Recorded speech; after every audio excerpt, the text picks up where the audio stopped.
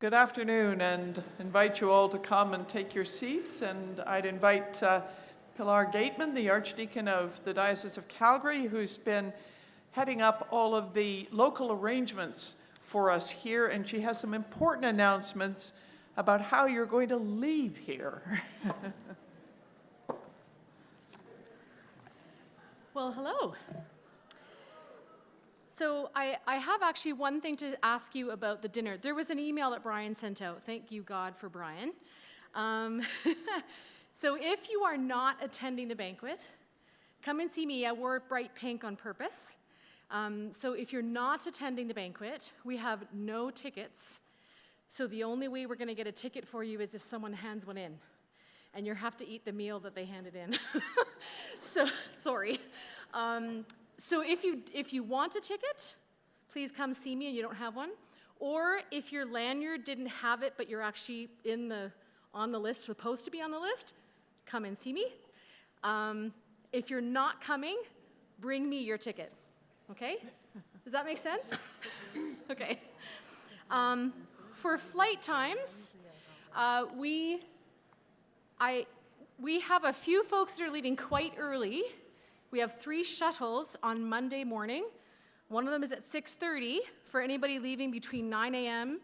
and 10:50. So if you're leaving between 9 a.m. and 10:50, you should be on the first shuttle. You need to put your name and your phone number down on the list at the information desk. If you're leaving from 11 a.m. until 12:25, you should be on the 8:30 shuttle. Okay? We're timing these so you're there 2 hours before your flight. And the final shuttle leaves at 10:30. That's for everybody else. I know that's early for some of you. So here's what I'd like you to do.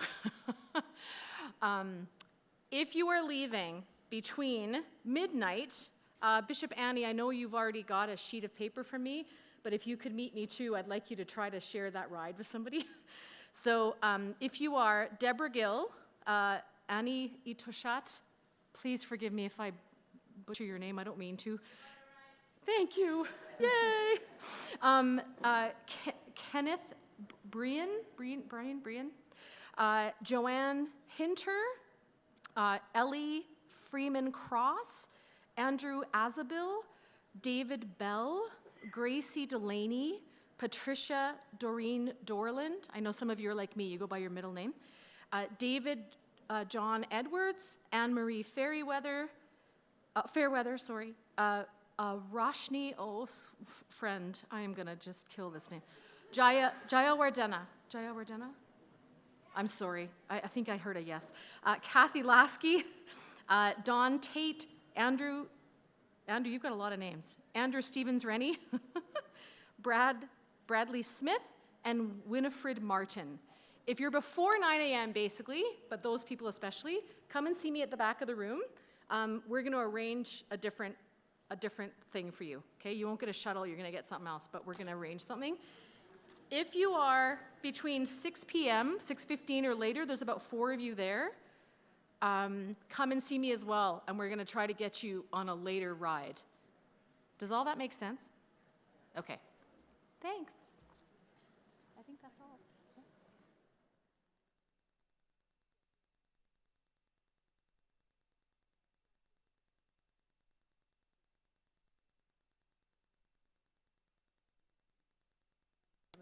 Is the flight. Oh, yeah. So I don't think you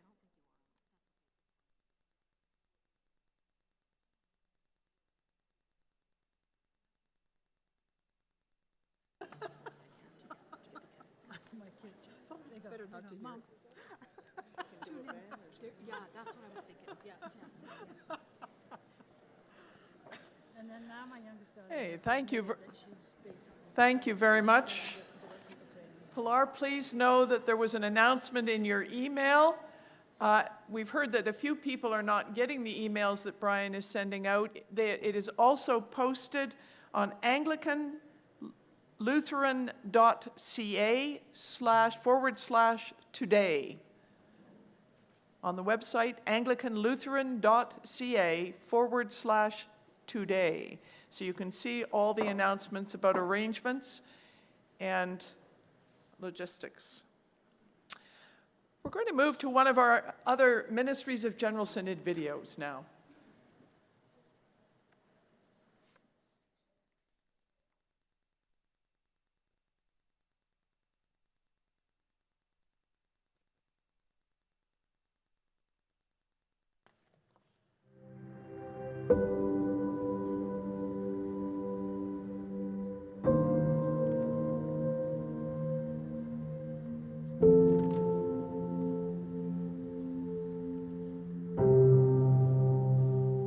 My job title is as an animator, and although I don't always love it, I think that says something about what the focus of the ministry is. It is about trying to give life to what other people are doing. So I think it's very much not about me. It's about the work of the whole church, and so that's a really wonderful thing to be a part of.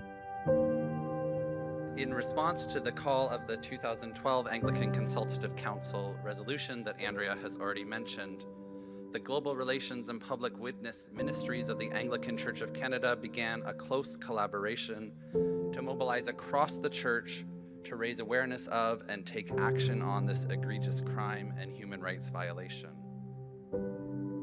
It's kind of a little bit of everything.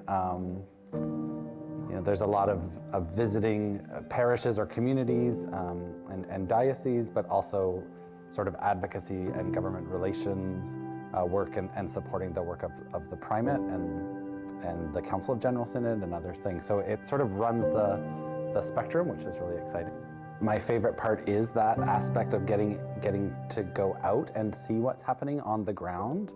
I'm not a frontline person, so to see what people are doing in their own communities, what they have been inspired to do together, is really wonderful. I always say that I get to see the best parts of the church all of the time. Not all of the time, but the best parts of the church very often. And it's really life-giving to see that even in small ways that communities have come up with solutions to something that's happening around them, to say, what are we called to do and how can we be the sort of hands and feet of Christ in this situation? I want to be able to feel like I'm making a difference somehow in the work, and this is one way to do that through the church, which is, one of the places that will say this is important to what we're doing. We have to do this work together, and so so that's why I'm here. I think because of what we can accomplish together and what I can see happening, particularly at a time when people are struggling to find hope or compassion, that there is this place where this can happen.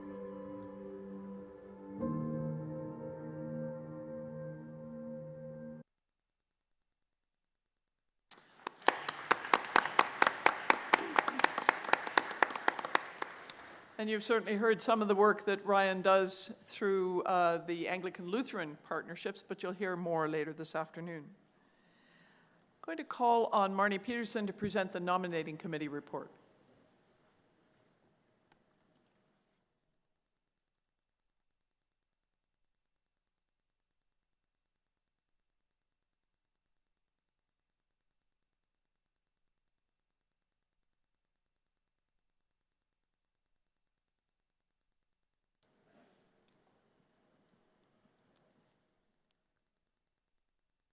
Good afternoon. So I do have the report from the Nominating Committee. We are going to begin by sharing with you who it is that will make up the Council of General Synod for the next 2 years.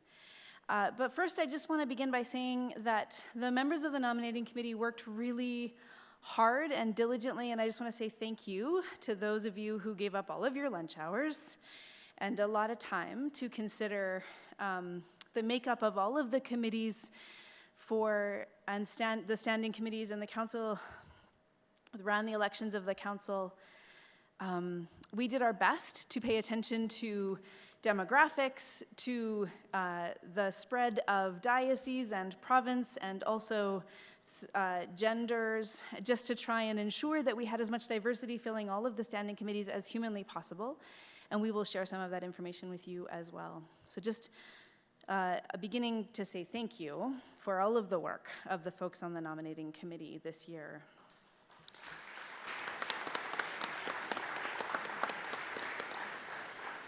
And so we will begin by sharing with you the information of the makeup of your next Council of General Synod. And I believe there is a slide that will share that with you.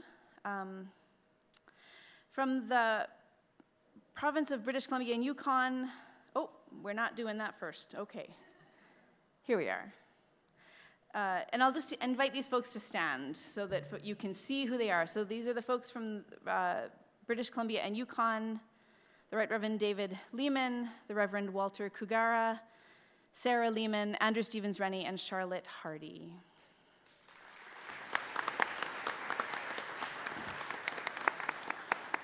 From Rupert's Land, the Right Reverend Helen Kennedy, the Reverend Jonathan Hoskin, Reverend Victor Johnson, oh goodness, Robert, I am so sorry, Kamenawatamen, I apologize, Ruth Ann Marley, Dr. John Ray, and Nadia Sinclair. These are the folks.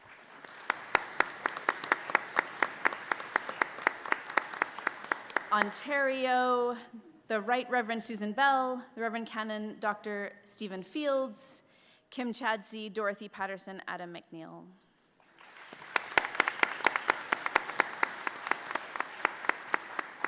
From the province of Canada, the Right Reverend John Watton, the Venerable Victor David, thank you, Edith Marshall, Ruth Travers, Skylar Quilty.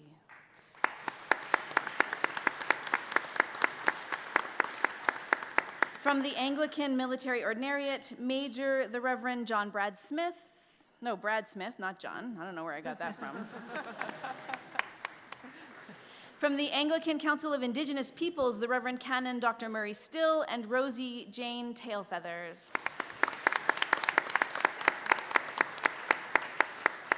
Our representative, who is, I assume, upstairs, the Reverend Chris Bishop. And from the Episcopal Church, Sister Liza Anderson.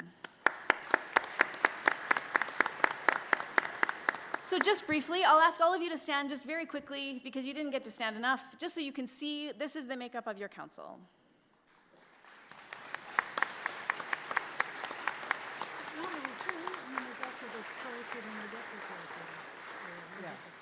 Thank you, and thank you all of you for your willingness to do this work for the next 2 years. We will be holding you in prayer.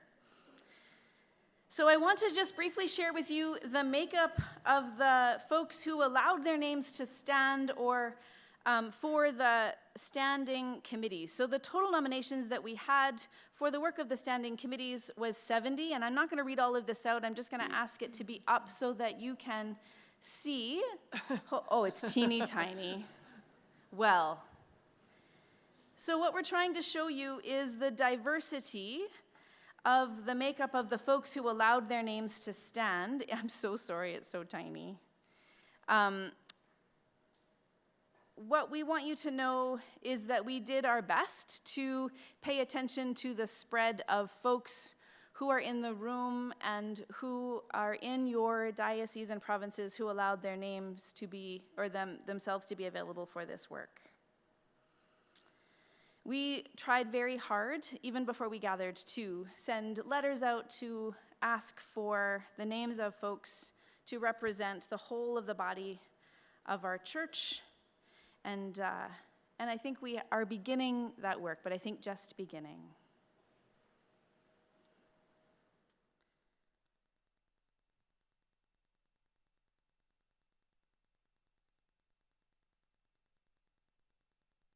I don't know if you can put your magnifying glasses on.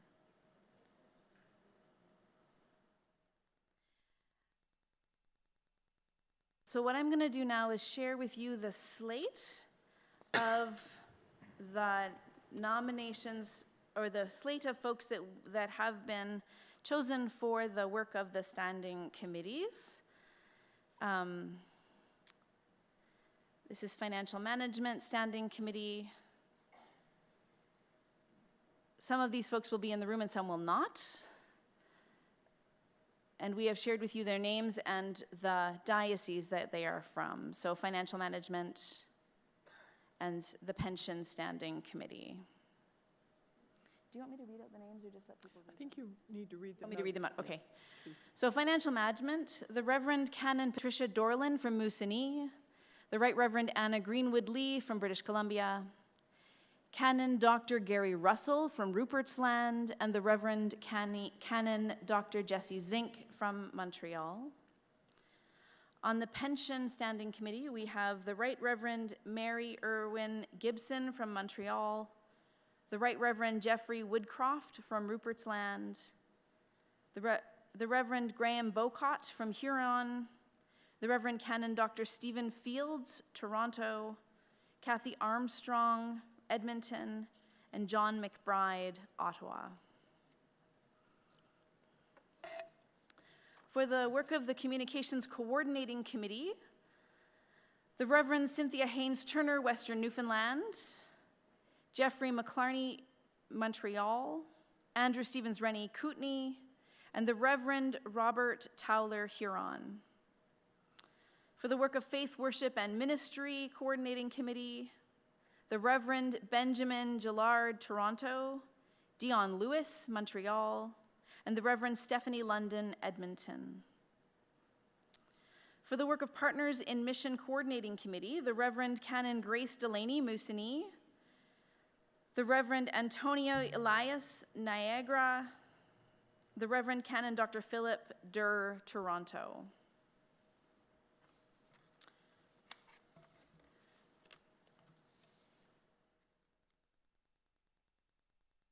I don't have that one in front of me, so I'll read it off there. For the work of Partners, oh no, I just read that. Yep. Great. For the work of Public Witness for Social Ecological Justice Coordinating Committee,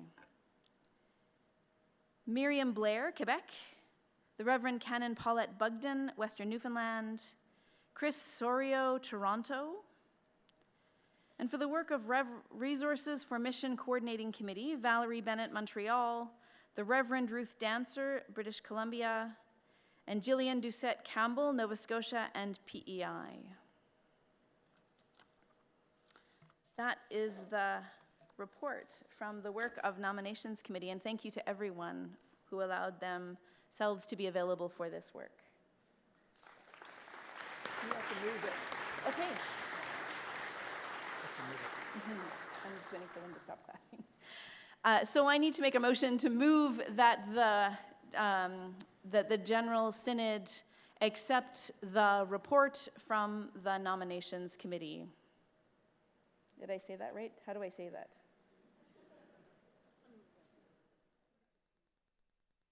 Yes, so you need to approve this, please.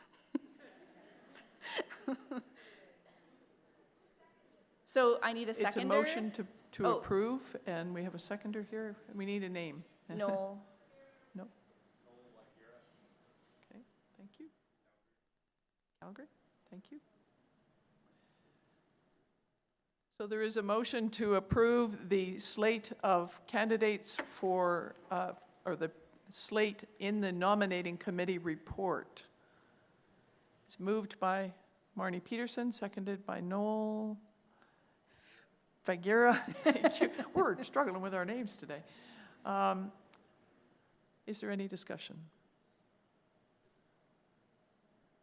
All in favor, please stand or raise your hand. Stand if you're able, and raise your hands if you're not.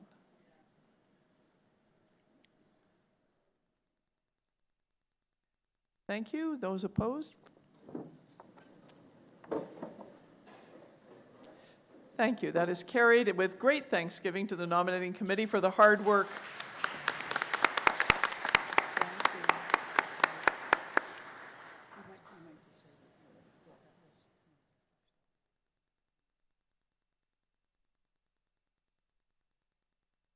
There is some further work that will happen following General Synod, in which there are primatial appointments under the canons of the church. And I do take into consideration all of that work that the nominating committee has done, including those who might have been nominated but not elected, and all of the considerations around demographics and skills needed for the committees. So I'd ask your prayers for me as I work with the staff and others to fill those positions. Yes, microphone 2. Todd Townsend, Huron, a member of the Nominating Committee. The Pension Committee, I hope the folks who saw that they were just elected to the Pension Committee, we have a meeting at 3 o'clock today. Oh, boy. Okay. In the pension room. And if anybody needs help finding that, who's on the Pension Committee, follow me, please. We don't let any grass grow under anyone's feet. Thank you very much. We move now, because I'm a little discombobulated, to the orders of the day. I call on the Venerable Tanya Phibbs.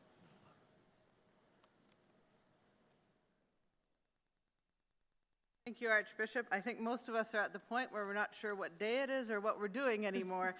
It is the second last day of General Synod, and we do have a few changes made. They were in the orders of the day, which you either received by email or looked up on the web this morning, but are a little different than the original agenda. The items that were planned for today are still going ahead, but we are also having the Public Witness for Social and Ecological Justice Committee and their motions, and bringing back the Dismantling Racism Task Force, the final motion, and 2 of the Faith, Worship, and Ministry motions that we haven't gotten to before. We are asking your indulgence because we are shortening your breaks a little bit today. So you're only going to have half an hour for your afternoon break, so I hope the Pension Committee can meet quickly. And then we may have to go to 5:15 or so before the dinner break. That's hopefully, we might be caught up by the end of today if we work hard and pray hard. So let's try to do that if we can. Thank you. Thank you, Tanya. We move now to the resolution on full communion with the Moravian Church.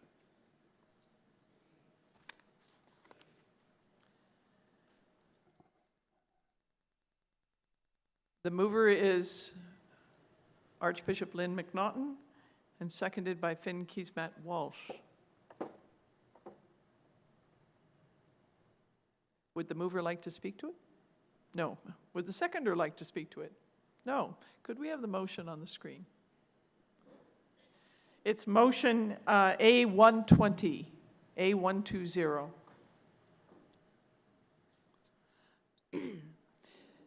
Be it resolved that this General Synod receive and approve one flock, one shepherd, Lutherans, Anglicans, and Moravians called to work together in full communion, the declaration on recognition of full communion relations between the Anglican, Lutheran, and Moravian churches in Canada.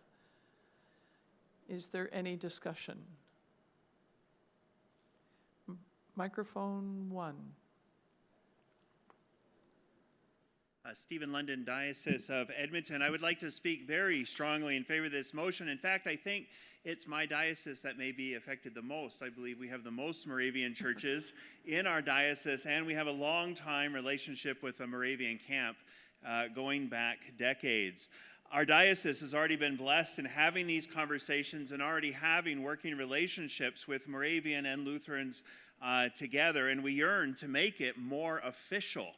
And that will open up for us even more avenues of way of cooperating ministries. I want to have the ability to welcome Moravian clergy into our diocese, to create shared ministries, and I have a passion for this ecumenical ministry and just wanting to live out more richly these commitments that we have. So I do speak strongly in favor of this motion.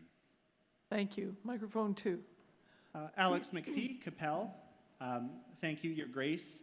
I just thought I'd come up after being singled out just a little bit as the token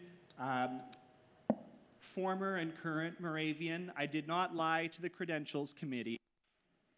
I was confirmed at the Moravian Church in Sherwood Park, Alberta. So I am very happy to see this coming through, partially because when I started going to an parish, I erroneously thought that this was already standing policy. So I'm glad we'll be retroactively making something happen that I thought had already occurred. But I'd like to briefly share the story of how I came to Jesus through the Moravian Church. So There's only like 5,000 Moravians in all of Canada, so it's pretty impressive, actually, that they got me. And it did happen in Edmonton. So, but that's the Moravians. They've always been a little different, and the church has real emphasis on evangelism and missionology, for which they frequently pay the price actually, by scoring pretty on the button pews and heavy offering plate index. A historical habit of the Moravians is that they were excellent at being the first in a mission field, and I can go to the other mic if this one keeps. Yeah. Okay. Sorry. They specialize in being the first in a mission field, and then when other churches are able to move in those areas, they get out of the way and turn them over to other denominations, which is how their numbers are fairly modest. So the church in my home city had the bright idea to use its church planting money to open a cafe.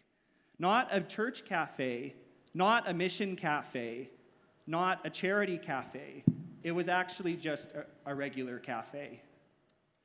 Now, my home city at that time had about 50 churches, none of which I was particularly interested in having youth programming inflicted on me inside. But in my very wealthy, very churchy, very sick and disconnected hometown, the number of non-chain business social spaces in that city was just about 0. So rather than building church number 51, the Moravian Church saw a need, and what converted me was actually the Gospels. Cracking open the New Testament for the first time as an unchurched person was immediately attractive to me. One thing I often say is, let the Gospels do their work. Sometimes church has to learn when to get out of the way between people and Scripture. The Moravians do incredible work, and one of the biggest things I think they embody is knowing when to get out of the way between people and the Gospels. I am so moved that this is finally becoming a reality. I am so grateful to speak on it today, and this entire General Synod has been a joyous occasion for me and everyone else here. Yeah. Thank you. Thank you. Microphone 2. Your Grace, Stephen Fields, Toronto. I rise also to support the resolution. Be very brief. The Moravians came to Barbados in 1765 and were the first church to admit slaves into the community in Barbados. So I want to admit that, put it on record. And to say to you that if you do one thing they do is sing the Hosanna anthem on Palm Sunday or the first Sunday in Advent, you will love it. Thank you, Stephen. Microphone 1, and then 2, and then we'll close debate. Thank you. Ian Luke, Diocese of Saskatoon. I want to say this is what the Waterloo Declaration was all about, not to stop where we were, but to keep going. And if you read the Waterloo Declaration, you'll see that. Yeah. But I want to share a story that was offered for the preparation work of the Waterloo Declaration, and you'll see exactly what I mean. There once were 2 women living in different countries who discovered from old records that they were twin sisters. They had been separated very young and sent to foster families when their own family broke up. Once they contacted each other, they began to write letters. But the letters didn't say very much. Neither of them quite trusted the other. Each was afraid that the idea of a twin sister was at best a dream and at worst some kind of scam. All that changed when they agreed to meet at the old family home, abandoned now and boarded up since the last caretaker died. They brought a picnic lunch, and as they sat in the garden and ate, their suspicions vanished. Each one, looking at the other, thought she saw herself, not as though in a mirror, but in the flesh. They began to laugh together, to tell each other about their lives, their joys, their sorrows, their secret hopes. Then they finally summoned up the courage to go into the house. It was dusty, some things were broken, There were tangles of cobwebs and some scary dark corners. But under the debris, they found things. The room they must have shared as infants, with a cot and toys still in it, and even some pictures of their much younger selves. And then in a few of the pictures, they noticed other children. And in the echoes of their memories, they heard the laughing voices of brothers and sisters. As they cleaned and dusted, they collected all they could find to preserve of the family's heritage, and they began to dream of a plan that would see children in the old house once again. When they parted to begin their separate journeys home, the sisters promised to come back to the house every year at the same time, but they also swore to do their best to locate the other members of their scattered family and to bring them as well to the next meeting. I was this close to tears when we signed the Waterloo Declaration, and I am again, and I want to thank those who have brought us to this point to be able to fulfill what now feels like kind of a prophecy. Thank you.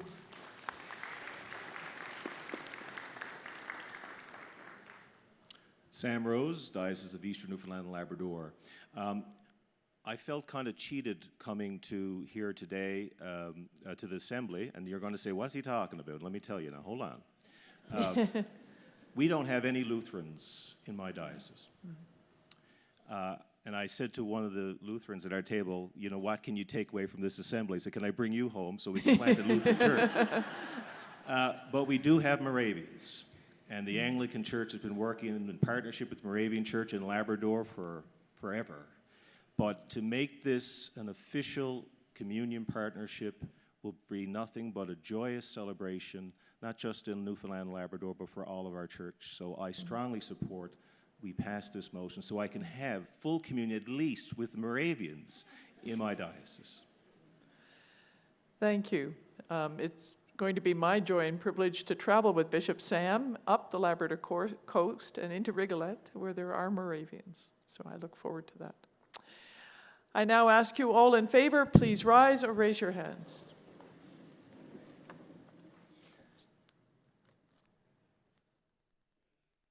Thank you. Those opposed?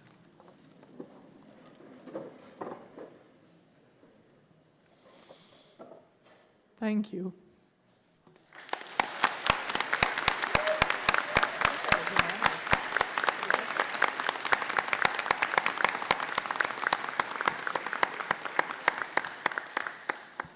It will be my joy to be able to tell them that just as they had a unanimous decision, so did we. Thank you.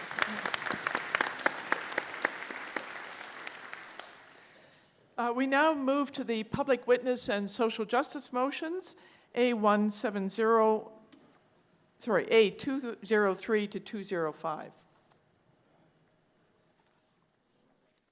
A203 is moving toward net zero in the Anglican Church of Canada. The mover is the Reverend Marnie Peterson, seconded by the Reverend Michael Shapcott. Be it resolved that this General Synod encourage the members of the Anglican Church of Canada from coast to coast to coast to live out the fifth mark of mission, as well as our baptismal covenant.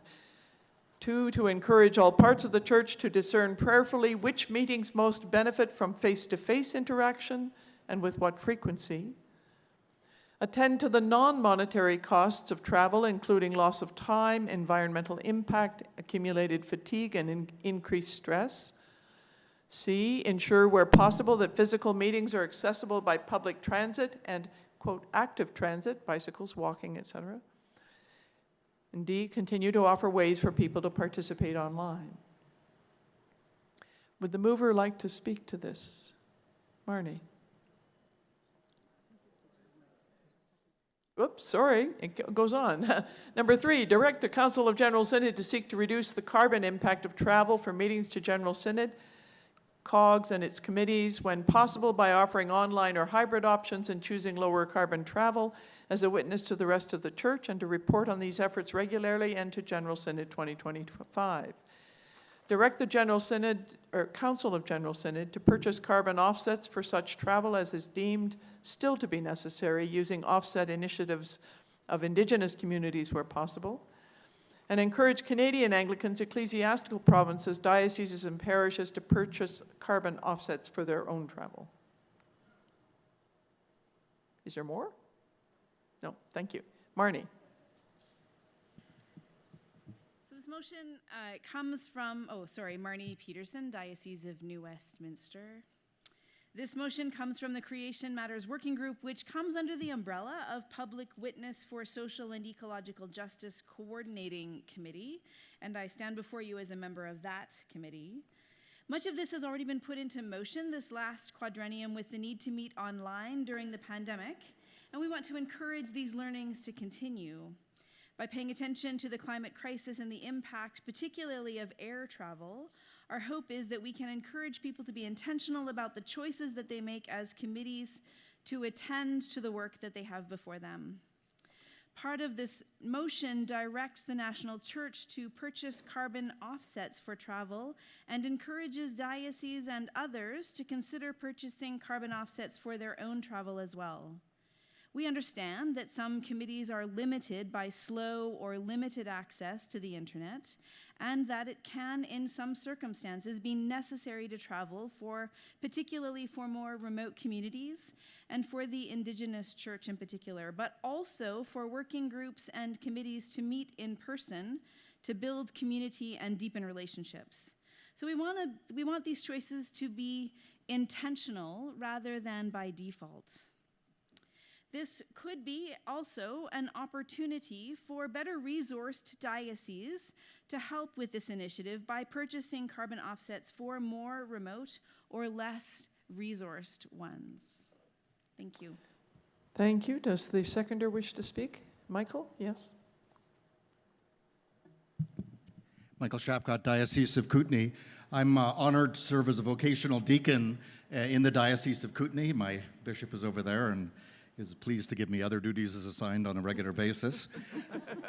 My principal diaconal duties are serving at St. Mary's Anglican United Church in beautiful Sorrento in British Columbia, 4.5 hours directly west of us.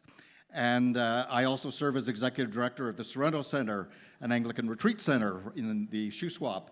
I want to cast your mind back to the Chancellor's speech the other day, John Cornish, and he gave a beautiful shout out to the Sorrento Center.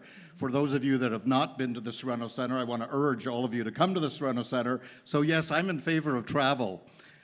I believe in travel. This motion is not a motion against travel, but what it is a motion to say that we need to be, in our travel as we are in other parts of our life, prayerful and intentional. Because I want to tell you, at the Sorrento Center, in addition to being in one of the most beautiful places in Canada, and experiencing the grace of God in the water and the clouds and everything around us, we also have, in the past few years, experienced some catastrophic incidents. 2 years ago, our center turned from being a retreat center to being an emergency evacuation center for people fleeing from wildfires. And I can tell you that I was standing in our outdoor chapel one day preaching in my full sort of inner channeling of St. Francis about the beauty of the world, and as I've learned from my bishop, Veriditas and the greening force of nature. And meanwhile, the skies were dark and ashes were falling out of the sky. So we understand the very real need for us to take action on climate change. And this motion is a very specific motion. It's not going to be an entire climate change agenda for the church. The church should have a climate change agenda. This is a good first step in that direction, so I'm very pleased to second this. Thank you. Is there any discussion? Microphone 2. Hi, Ken Breen from Diocese of Fredericton. Of the items on the motion, number 4 is the one I wanted to ask about. It's the one that directs General Synod to buy these carbon offsets. And I'm curious about, has that been budgeted for? Because there's a question about, it says, is there financial implication? Yes. So I'm curious to know, like, how much are we talking about, and has that been worked into the budget? The budget for 2024 has not yet been set, so if this passes, there would have to be consideration by the council or by the General Synod of the travel of the council as to how that would be incorporated. Microphone 1. Michael Wolf, Diocese of Islands and Inlets. I have to say, paragraph 2C is something close to my heart. My wife and I don't drive a vehicle, And we're often asked, isn't that inconvenient? And I said, the only inconvenience is that other people expect that we will have one when they set meetings or parties or things like that. So I'd be delighted if we could work towards something like that, understanding that in certain areas, such as on Vancouver Island, public transit between locations is just either difficult or not available. Thank you. Microphone 1. Your Grace, members of Synod. Name and diocese, please. David Parsons, Diocese of the Arctic. I just drove from Yellowknife to all over Newfoundland. Took 10 days to get down there. I used gasoline. I didn't have an electric car, it wouldn't make it. I just flew from Gander to Montreal and Montreal to here on a 787. It wasn't electric. I will be returning to Yellowknife, driving, and I will be flying from Yellowknife to Inuvik, and then from Inuvik to Aklavik, and I'll be up there, I'll come back and I'll use a vehicle for traveling. I could drive it, it's only a 3-day drive. I will be flying from Yellowknife in September on the 22nd to Resolute, and then from Resolute to Grise Fjord on Ellesmere Island, and then down to Arctic Bay, and then over to Pond Inlet, and then down to Iqaluit and back up to Clyde River, and then down to Iqaluit and back up to Qikiqtarjuaq, and then over to Pangnirtung, and then down to Kimmeroot and Iqaluit. None of that will be done on anything electric, except there will be electricity in the, like fuel-operated aircrafts. You know, it's wonderful to make statements. I wish we were so prayerful that we were able to inspire scientists to develop clean energy that was practical. And as much as we want to be net zero with carbon, have any of the movers or seconders consulted the Premier of the Northwest Territories or Nunavut? Have you talked to the Gwich'in, who are part of the Dene Nation, about the Beaufort Delta and the clean gas that we have compared to the dirty gas that comes from other countries that are shipped over? Have you talked to the Premier of the Northwest of Nunavut about any of that, to the Inuvialuit? Many people in their offices down south make decisions for us. It's wonderful to do unto others as you'd have them do unto you, but oftentimes we're done onto without anybody. We don't always like being done onto. I don't want to be a hypocrite and say I'm going to, vote for this and then do all those things I just said. I'll be gone for 2 months away from my wife. How long do you travel? We can't walk, and the government came and shot all the dogs. So we can't travel by dog team anymore, and we have to ship everything in.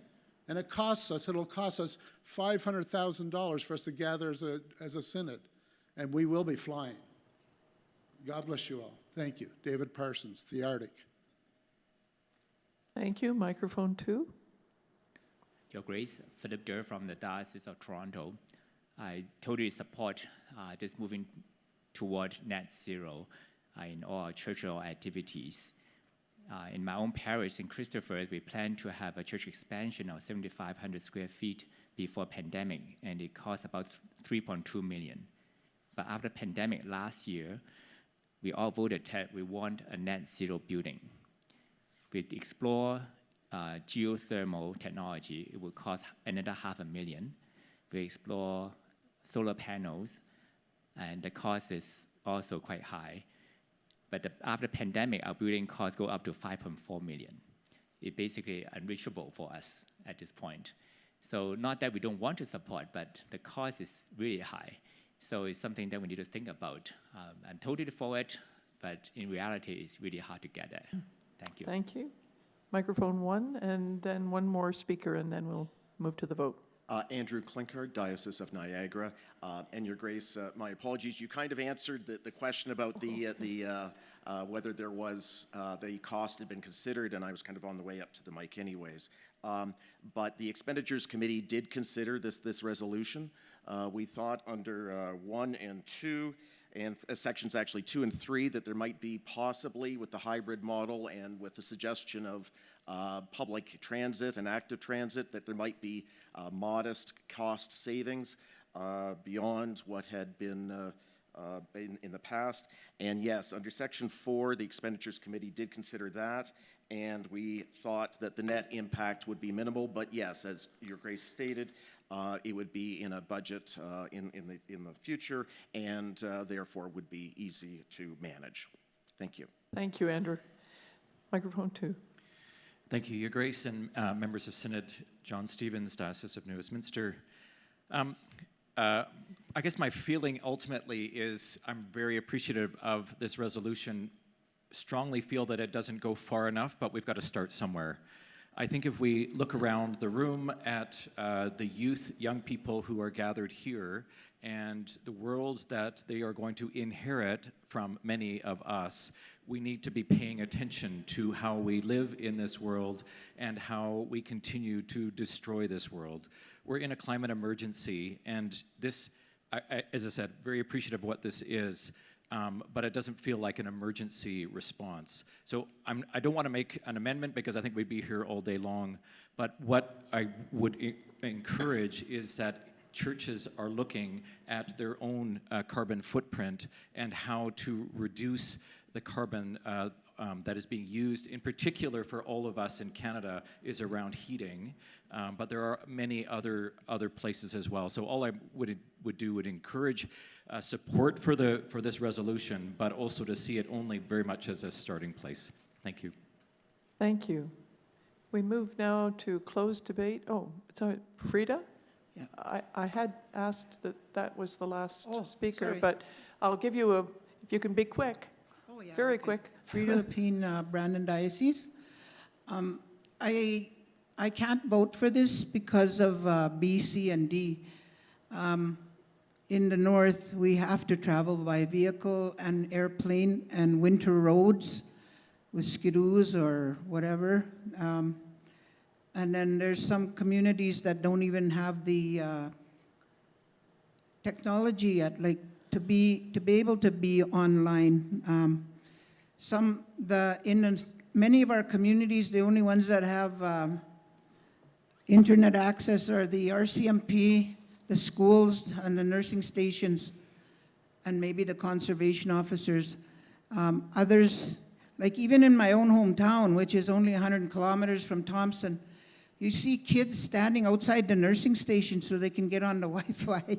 Like they stand around all the nursing station and there they are texting away. So for that, I can't vote for it. We're coming now to the vote. I would point out that the motion does say encourage. It doesn't say must, but it does say encourage. And I think the mover pointed to the fact that there are places in Canada where it would not be possible, and I appreciate those who've spoken, who've pointed out some of those places where it simply is not possible for some of these parts. We do now move to the vote. I'm sorry. Please, all those in favor of the motion, rise or raise your hand if you're not able to rise. Those opposed?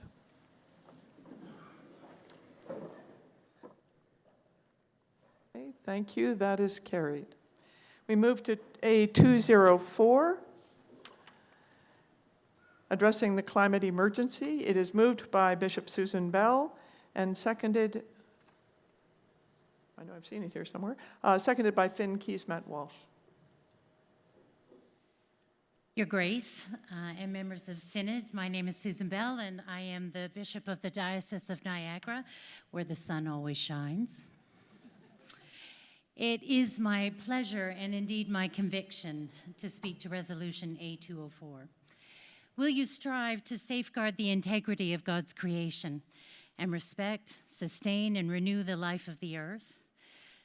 The motion before us offers the Anglican Church of Canada an opportunity to live into the promise we've made through our baptism by taking two important steps in addressing the climate crisis. One, to put our faith into action, obeying the biblical mandate for stewardship and care for creation by advocating for urgent action to address the climate emergency. And secondly, to stand in solidarity with our neighbors locally and globally who are being and will continue to be most affected by the climate crisis. People in poverty across the country, with Indigenous and BIPOC people overrepresented in these numbers, and people in the global south who are affected by this crisis, largely created by and in the global south, global north.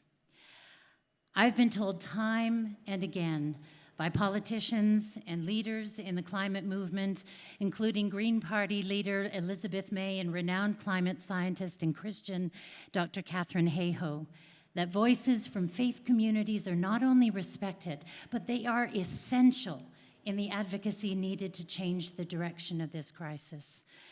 Our efforts today across our church have been commendable, but we can and we must do more. Together, we must harness the love we share for our neighbors and continue to find ways to join with others in a universal and collective action for the good of the world that God loves so much. This resolution seeks to focus our efforts as a church on this aspiration. As Dr. Hayhoe, a professor whose faith drives her science, says, every action matters. Every bit of warming matters. Every choice matters. So now more than ever, everything that we do matters. And that's scary, but it also offers some hope because we have the opportunity to truly alter the future of our planet.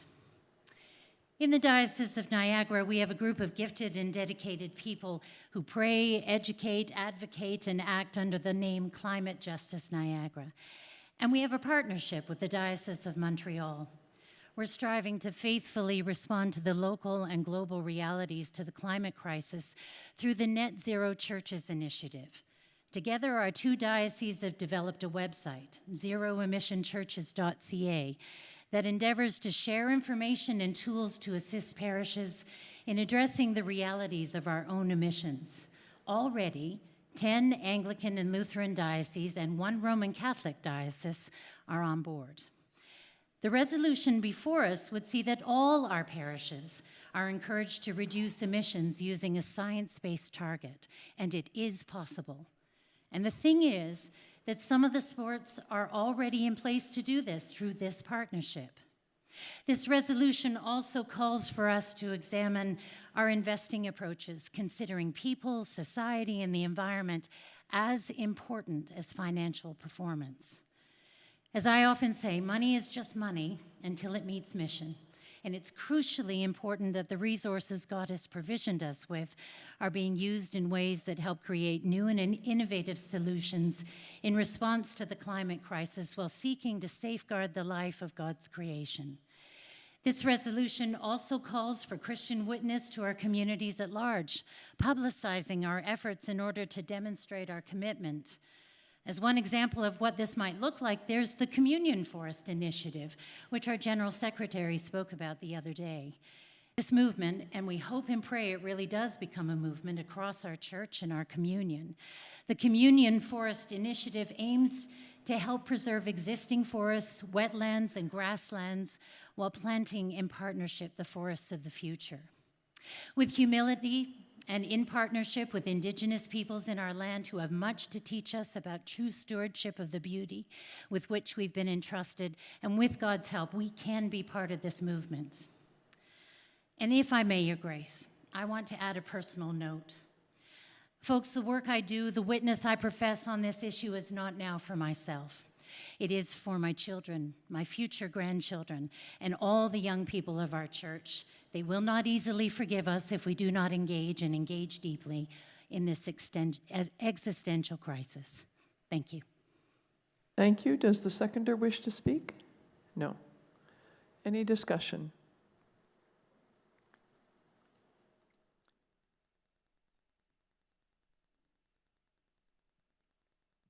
Sorry, I think microphone 1 was first and then 2.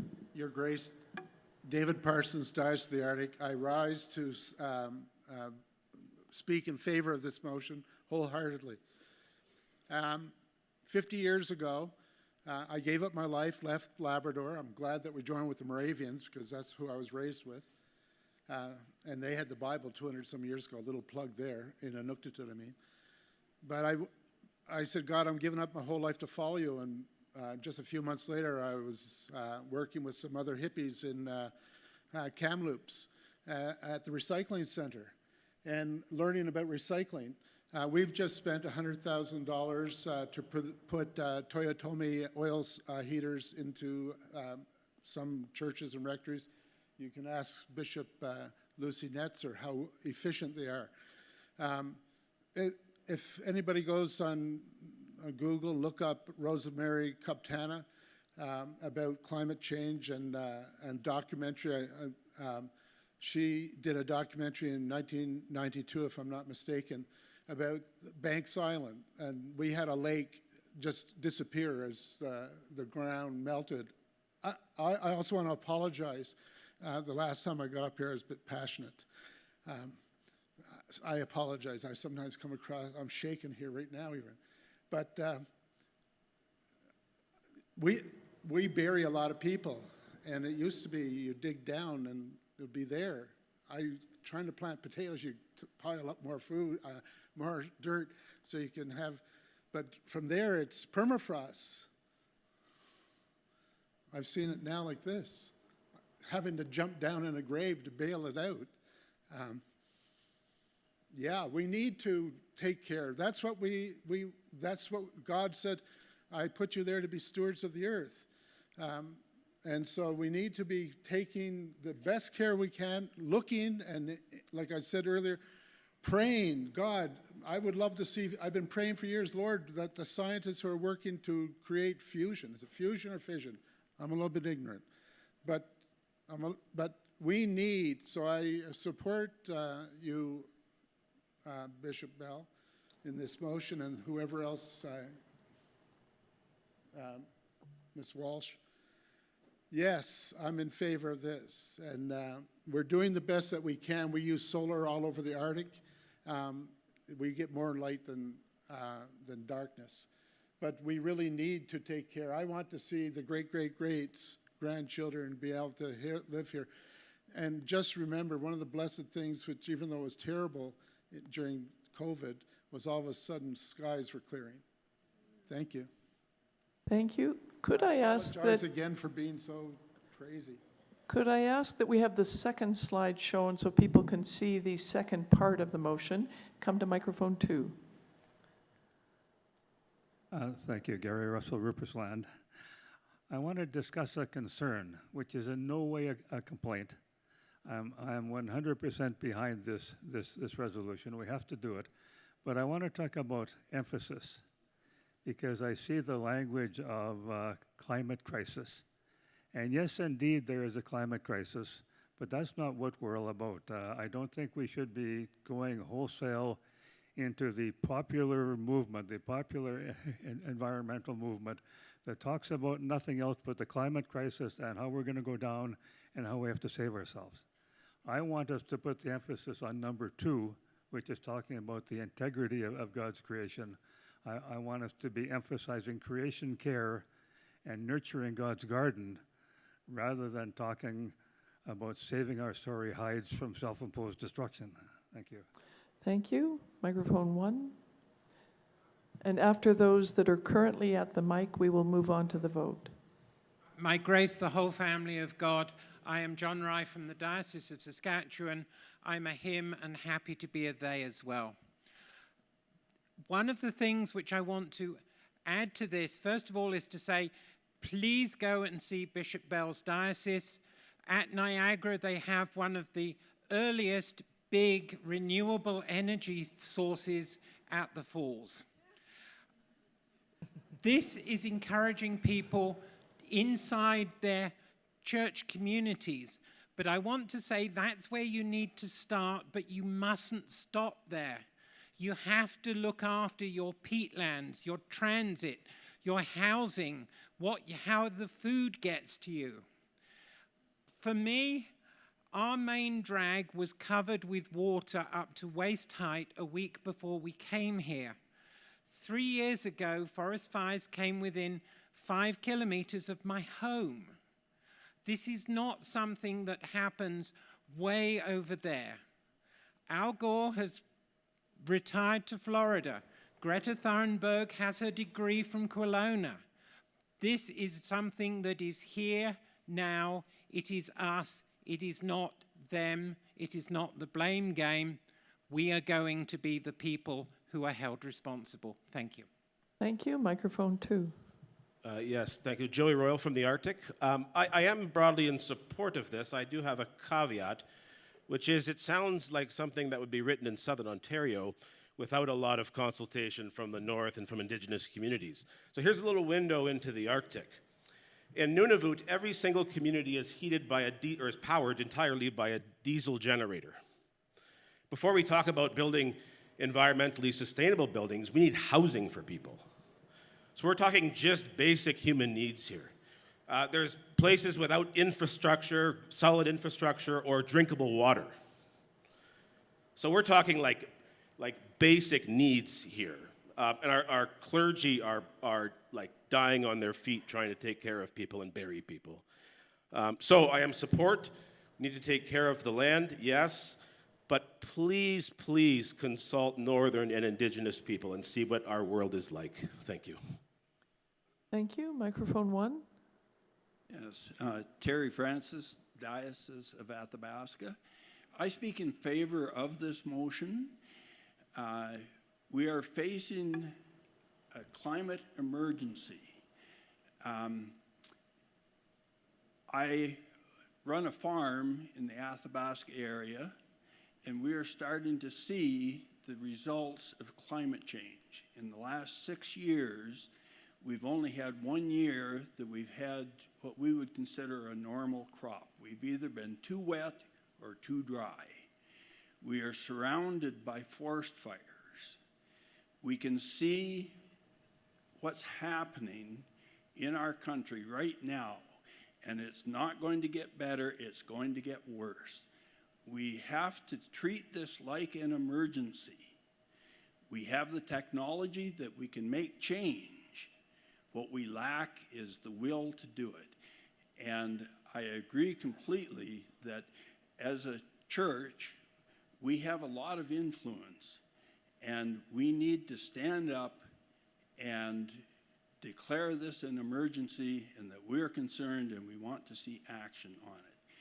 To not do so is going to cost us a lot more than what it's going to cost to ignore it. Thank you.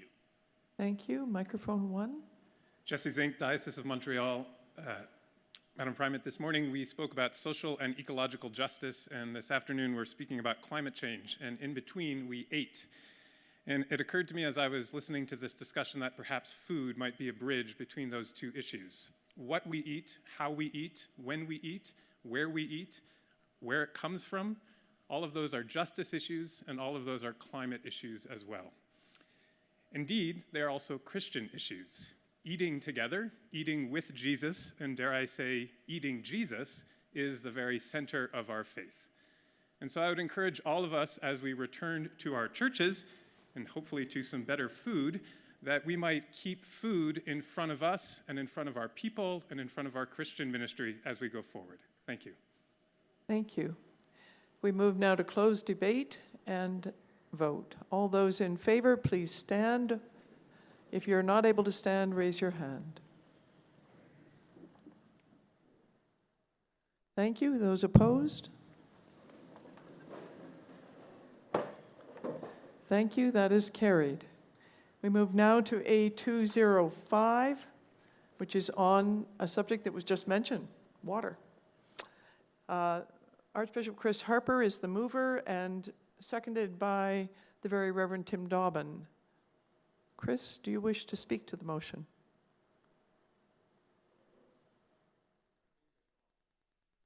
Okay, thank you. Tim, do you have anything you would like to add?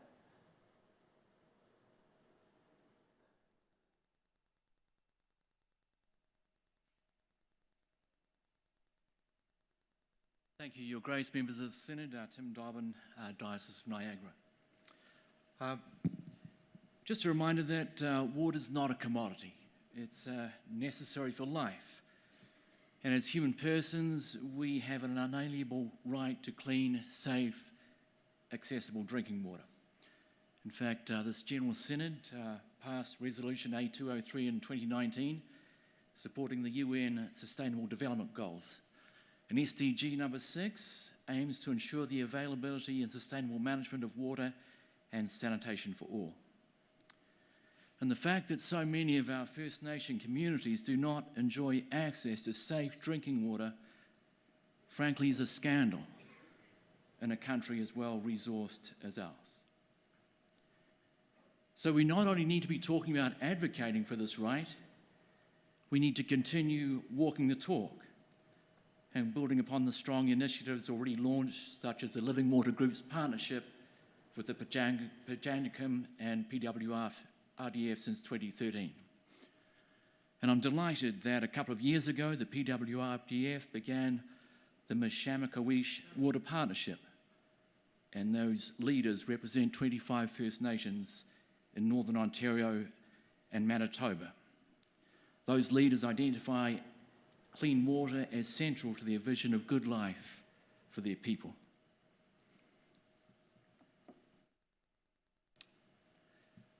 Now, this General Synod will remember that in 2009 we also passed another resolution, A201, encouraging all parts of the Anglican Church of Canada to eliminate single-use plastic products in churches by 2033. Even as parts of our beloved country face drought, we continue to deplete our aquifers by licensing more bottled water facilities. These rapacious companies usually pay a pittance for the water and then sell it on for unconscionable profit, and often in other countries. And this is not to mention the significant carbon footprint created through the manufacture, transportation, and disposal of hard-stake plastic bottles. Despite recycling programs, many of these bottles end up in our landfill or in our waterways, and they'll remain there for, as you know, many centuries. So I would strongly encourage the Synod to pass a resolution. Thank you. The floor is open.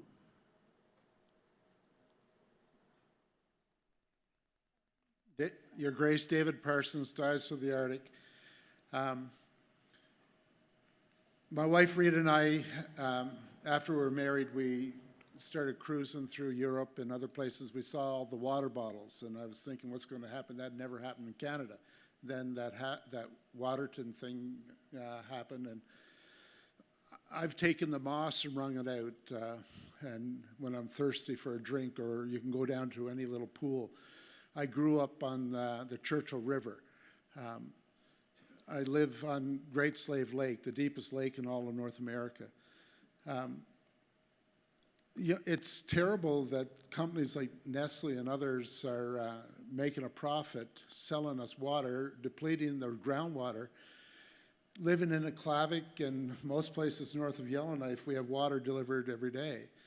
You have to be very careful about how much, and our current federal government made a promise about everybody getting good water. I may be mistaken in that, but I think that's true.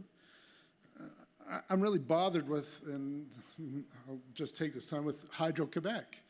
I grew up as a little boy looking at the largest hydro development in the world, 11 dynamos, and you couldn't even turn them all on or else we'd fry the whole grid coming from Labrador. But Quebec and Newfoundland and Labrador, I'll stand in now as a Labradorian, holds us hostage so that we can't even put good, clean electricity. And if you go to Churchill Falls, which was began development in 1967, and was developed and built under budget, under time, we can't even put power across Quebec because us in Newfoundland and Labrador, we're still considered as if we're not part of this country. And it frustrates me to no end. And boy, I don't want, ever since Jesus came into my life, I gave up the political part, but you don't want to get this animal going. But I do. I just went through my province again, and it just makes me cry. Like, there's so much injustice. But the water, like, I can go to any tap and put my mouth under it. And if I pray over any little pool, I'm sure I won't die too. But there's so many people that are needing. Chris, I approve, not that you need my approval, brother, but I'm in support of your motion. I'll stand in support of your motion. Every person in this country of Canada should be drinking water. If we don't have a place where we can get it, for heaven's sakes, let's spend the money. Let's ask Hydro-Quebec, who are making millions off the backs of my people, so that they can ship the water. Let's send pipelines all across this world and give water. Don't let the world know that we got good water. They'll be invading us. Yeah. Thank you, very David. much. Microphone 2. Yeah, and then we'll close debate with the other 2 remaining speakers. Yeah, thank you. Joey Royal from the Arctic. Just very brief. I'm in favor of this motion completely. The only hesitation I have is it's a bit soft in its commitments. What specifically are we should maybe be a bit more specific about the advocacy. Just for an example, I used to live in Iqaluit, which is a capital city in Canada. A year and a half ago, we had months where drinking water was contaminated with hydrocarbons in a capital city in Canada. Months. They got a little bit of press here and there, but and we still haven't gotten answers as to why exactly that happened. I don't know if we ever will. And that's a problem all across northern Indigenous communities. So very much in favor, 100%. I just wish it was a bit firmer and more specific about what sorts of commitments we are making. Thank you. Thank you. Microphone 1. Martha Spence from Split Lake, Misamaquits, Diocese of Misamaquits. I'm thinking about the water that was been blessed, that's in the scriptures in the Kings. When the water was blessed, that's what we need to do. We have to think about what God has created. We're supposed to look after everything. When we talk about water, we think about all the things, the trees and everything on the earth. Everything is very much alive. Everything we see, we step on is alive. You see the rocks, the sand that you step on is alive. The trees, birds, everything. What we see, what was given to us. And we were put here to look after it. And first Adam and Eve were given life to look after this. But they were given us something that we can live on. We can live off the animals, off the land, it was given to us. So we can, but not to abuse of things. I don't know how to explain it in my English, it's in Cree.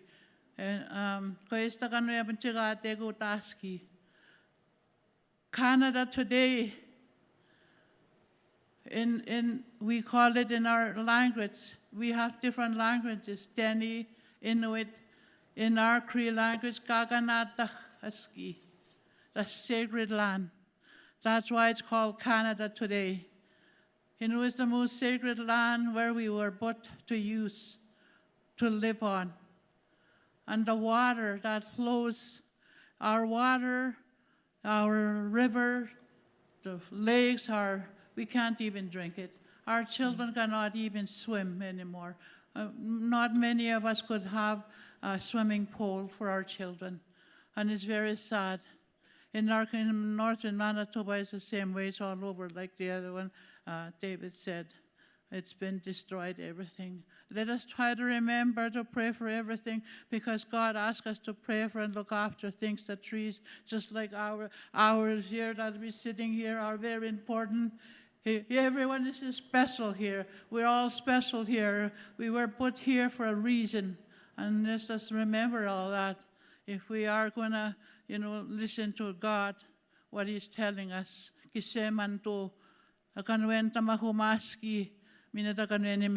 look after another and believe in one another that we can do things, helping each other. And that's all I want to share, because the water is killing us also because it's been destroyed. Thank you. Thank you, Martha. Microphone 2, last speaker. I could see Bishop Isaiah from Mishamakush, northern Manitoba. I just want to share, it might help if the resolution passes, the work of General Synod on water. The water in Cree is nippy. It's almost a synonym, but it almost sounds like nippy. Nippy means death, but nippy is water. So that's for your Cree lesson today. But anyway,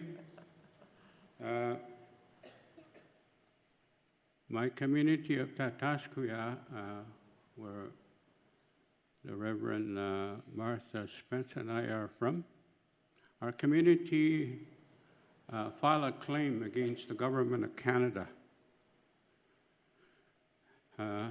And at that time, as a former chief of my community and also a bishop, I was asked to submit, if I wanted to submit an affidavit, because we were under boil advisory in our community.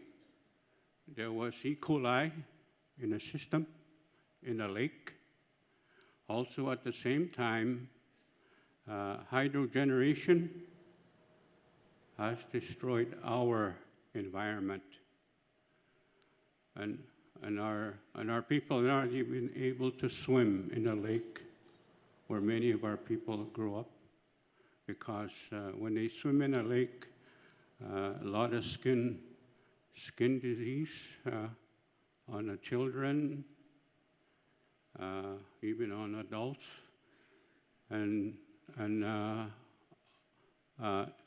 there's also stomach illnesses. We have probably a high level of cancer, people dying. So we have to file a claim. There was 3 resolutions. We're talking about environment. The first one I didn't support because I think we need to consult more with Indigenous people. Because when you want to talk about zero carbon, you're talking about electric cars.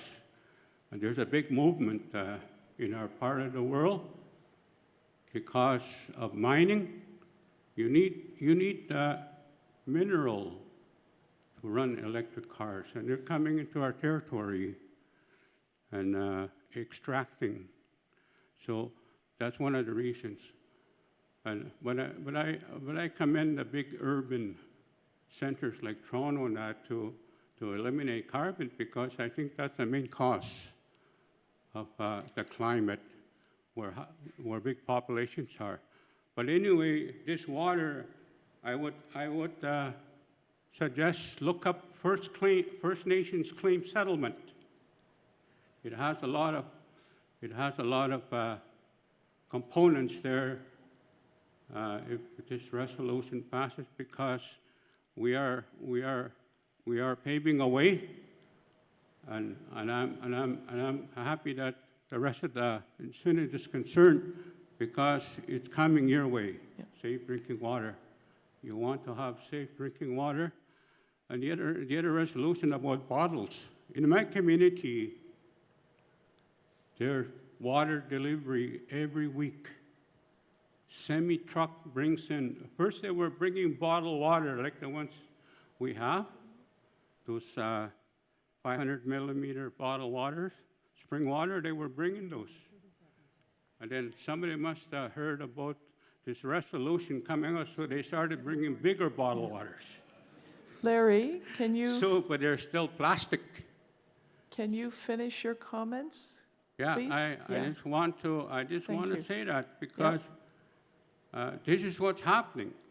This is what's happening in our communities, our Indigenous communities. This is what's happening, and I hope this work goes forward, and because it's not a very easy matter. One last comment. I was asked, where do you get your water to baptize your children? That was one of the questions. Where are you going to get water to baptize the children you baptize every week? Where does it come from? That was one of the questions for our consideration. I leave it at that. Ekose. Thank you. Thank you very much, and I especially appreciate the Indigenous voices who've pointed to how this issue touches them directly and specifically. We come now to the vote.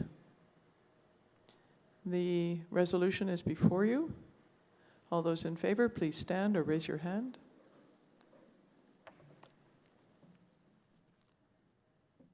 Any opposed, please stand or raise your hand. Thank you. That is carried unanimously, and I do hope and pray that we will take that home to parishes and dioceses, especially around the issues of bottled water and the advocacy that's been called for Indigenous clean water.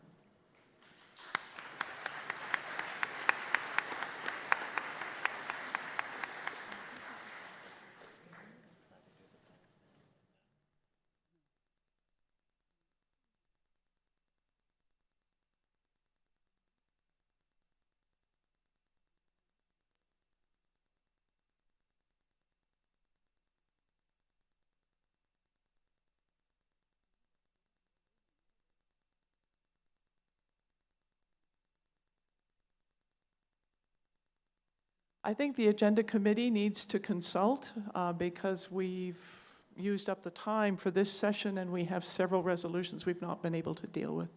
So I'm going to suggest we break and come back at 3:25. That is only a half-hour break, not a 45-minute break. 3:25, please. We are trying to catch up a bit. Thank you.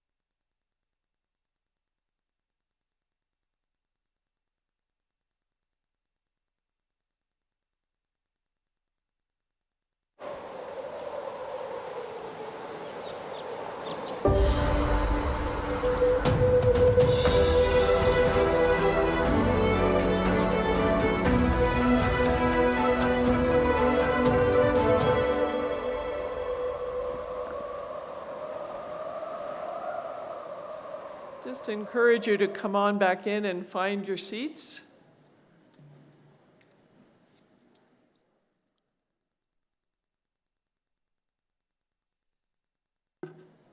Just to clarify our hopes for this session prior to supper, we're going to now have the Partners in Mission report, followed by the Jubilee Commission resolution. We will follow that with the one remaining Dismantling Racism Task Force resolution, and then the Peace in Palestine and Israel resolution.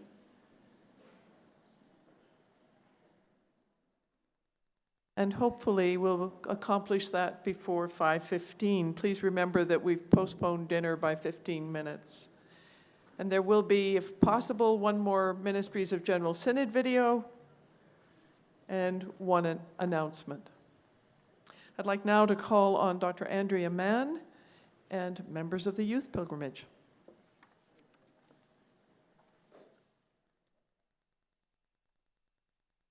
And Sheila McGlynn.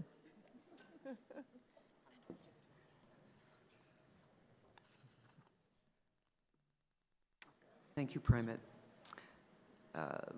Not much more of an introduction than I'd like to call upon the first speaker for our presentation this afternoon, Mr. Adam McNeil from the Diocese of Niagara.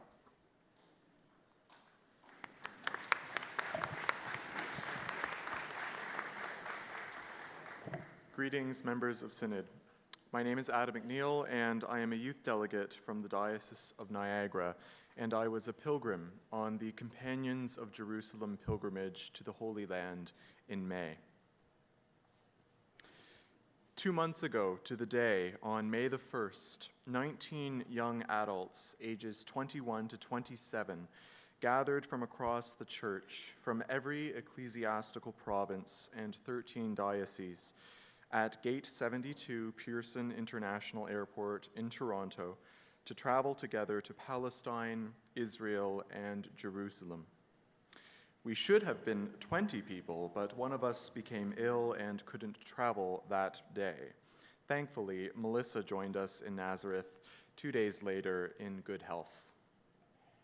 We were excited to meet one another in person after becoming acquainted, sort of, through 6 months of orientation Zoom meetings organized by our leaders, Richard Lesueur, Sheila McGlynn, and Andrea Mann. Richard, Sheila, and Andrea accompanied the group, as did our primate, Linda. We were humbled and thrilled that the primate would be with us for 8 days out of her incredibly busy schedule. Thank you, primate, for being with us, for participating right alongside us, and for speaking to others about your experience with us in the weeks that have followed. There is simply way too much to say in the time we have here today, and honestly, we are, all of us, still looking for the words to talk about this experience of pilgrimage together. It is all still sinking in as we go about the return to our lives and our work. There are, however, 3 stories we are beginning to share with friends and families, our parishes, and now with you. Stories of our experience of the land and of the living stones and of one another. It is our privilege today to bring not only our stories as speakers, but also the thoughts and feelings and images on behalf of our group. And so we will now share a variety of those stories and quotes coming from our fellow pilgrims.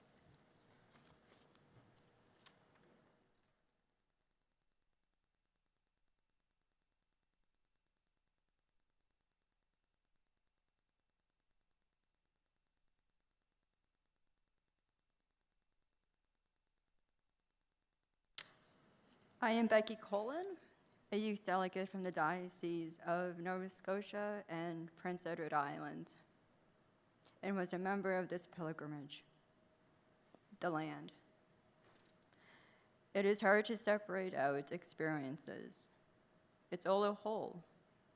But walking in the land where Jesus was a boy and a young man was a huge part of it. Being on the Sea of Galilee, reading scripture at the Mount of Beatitudes, seated near a synagogue, now in ruins in Capernaum, where Jesus would have visited, hearing the voices and laughter of other people speaking in different languages. And you realize, I am meeting Jesus here on the road, becoming acquainted with Jesus, the man, and Christ the divine. For me, one of the highlights of the pilgrimage was spending time by the Sea of Galilee. This massive body of water, one of the focal points around which Jesus' ministry revolved. The miracle of the loaves and fishes, the Sermon on the Mount, and Jesus' walking on the water, admonishment to have faith, are just a few examples that come to mind, thinking of the lake as the staging ground for the drama of the Gospels. It was also one of the spaces where I felt most connected to the divine presence during the pilgrimage. The morning we explored Capernaum, I was able to find a quiet spot near the edge of the water and close my eyes for a few moments. The sun bore down on me through a screen of desert dust blowing in from the south. But there was a cool breeze off the water. I could hear the waves lapping against the shore, hearing the waves and feeling the wind against my face. There was no doubt in my mind that I was standing on holy ground, and I was almost overwhelmed with the feeling of being loved and cared for as God's Ruah encompassed me. I was incredibly moved by the land. Seeing really is believing. I also have noticed, as Richard mentioned, just how much the geography of the Holy Land, as well as the terrain and flora, have affected me. Scripture reads differently. I think that understanding the land upon which people reside is a key way for understanding who they are and where their traditions come from. Thus, this pilgrimage has really affected me in this way. Specifically, I was moved by what he called the Jordan River, the desert regions, the fertile plains of the Jezreel Valley, and the hills around Jerusalem, to name just a few.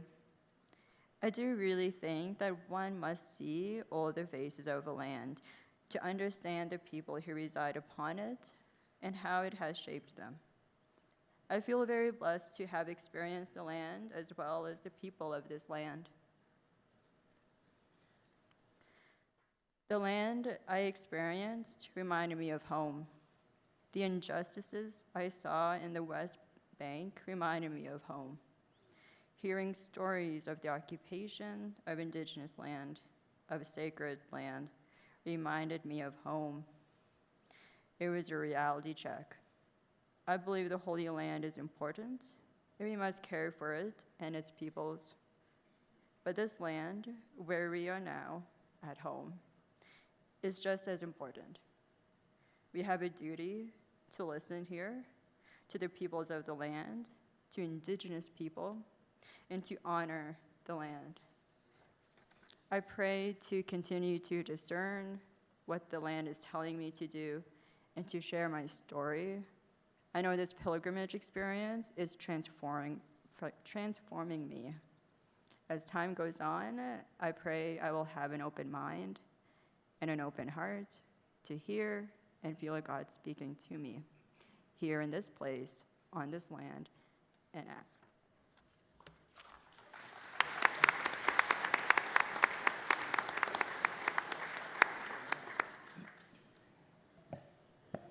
I am Charlotte Hardy. I am a youth delegate from the Diocese of Kootenay. I too was a pilgrim to the Holy Land in May. The approach of our pilgrimage was that of the Christian pilgrims in the early church, traveling to Jerusalem not just to see and interact with the land and scripture, but also to stop along the way, meeting and worshiping with other Christians from place to place. This was a really important part of the pilgrimage experience. I very much appreciated the opportunity to connect with Christians in Israel and Palestine, to meet them, to hear their stories, hear about their faith, and how it impacts their lives. We met with a youth group from the Christ Church Anglican in Nazareth, and slowly points of connection emerged. Some of us were the children of priests, some of us did similar ministries in our parishes, and several people played the bagpipes. I heard what it was like to be a Christian living in Nazareth, how identity is complicated: Christian, Arab, Palestinian, and Israeli. It was very important to be in the place where Jesus walked, to be on the stones and in the villages where Jesus would have walked and taught. It is really the people who are there now, continuing the work of Christ, that are sacred to the story. To see their witness to Christ is to be empowered in mine. Like other pilgrims, I also knelt and prayed. However, I noticed my prayers were changed. After talking with the local people and learning about the living conditions, the restrictions, and challenges, I felt heartbroken and angry at the injustices still present in the world today. I could no longer pray only for myself and my needs. It was a good opportunity to sit quietly in the dark of the Church of all Nations and reflect on the pain and cruelty in our world, realizing in a new way the struggles that Jesus faced and sharing his sadness. The Christians we met in Nazareth and Jerusalem refer to themselves as the living stones. They have important stories to tell as a part of the worldwide Christian community. We have a duty as Christians to listen to them, to be allies with Christians in the Holy Land who are largely Arab and Palestinian.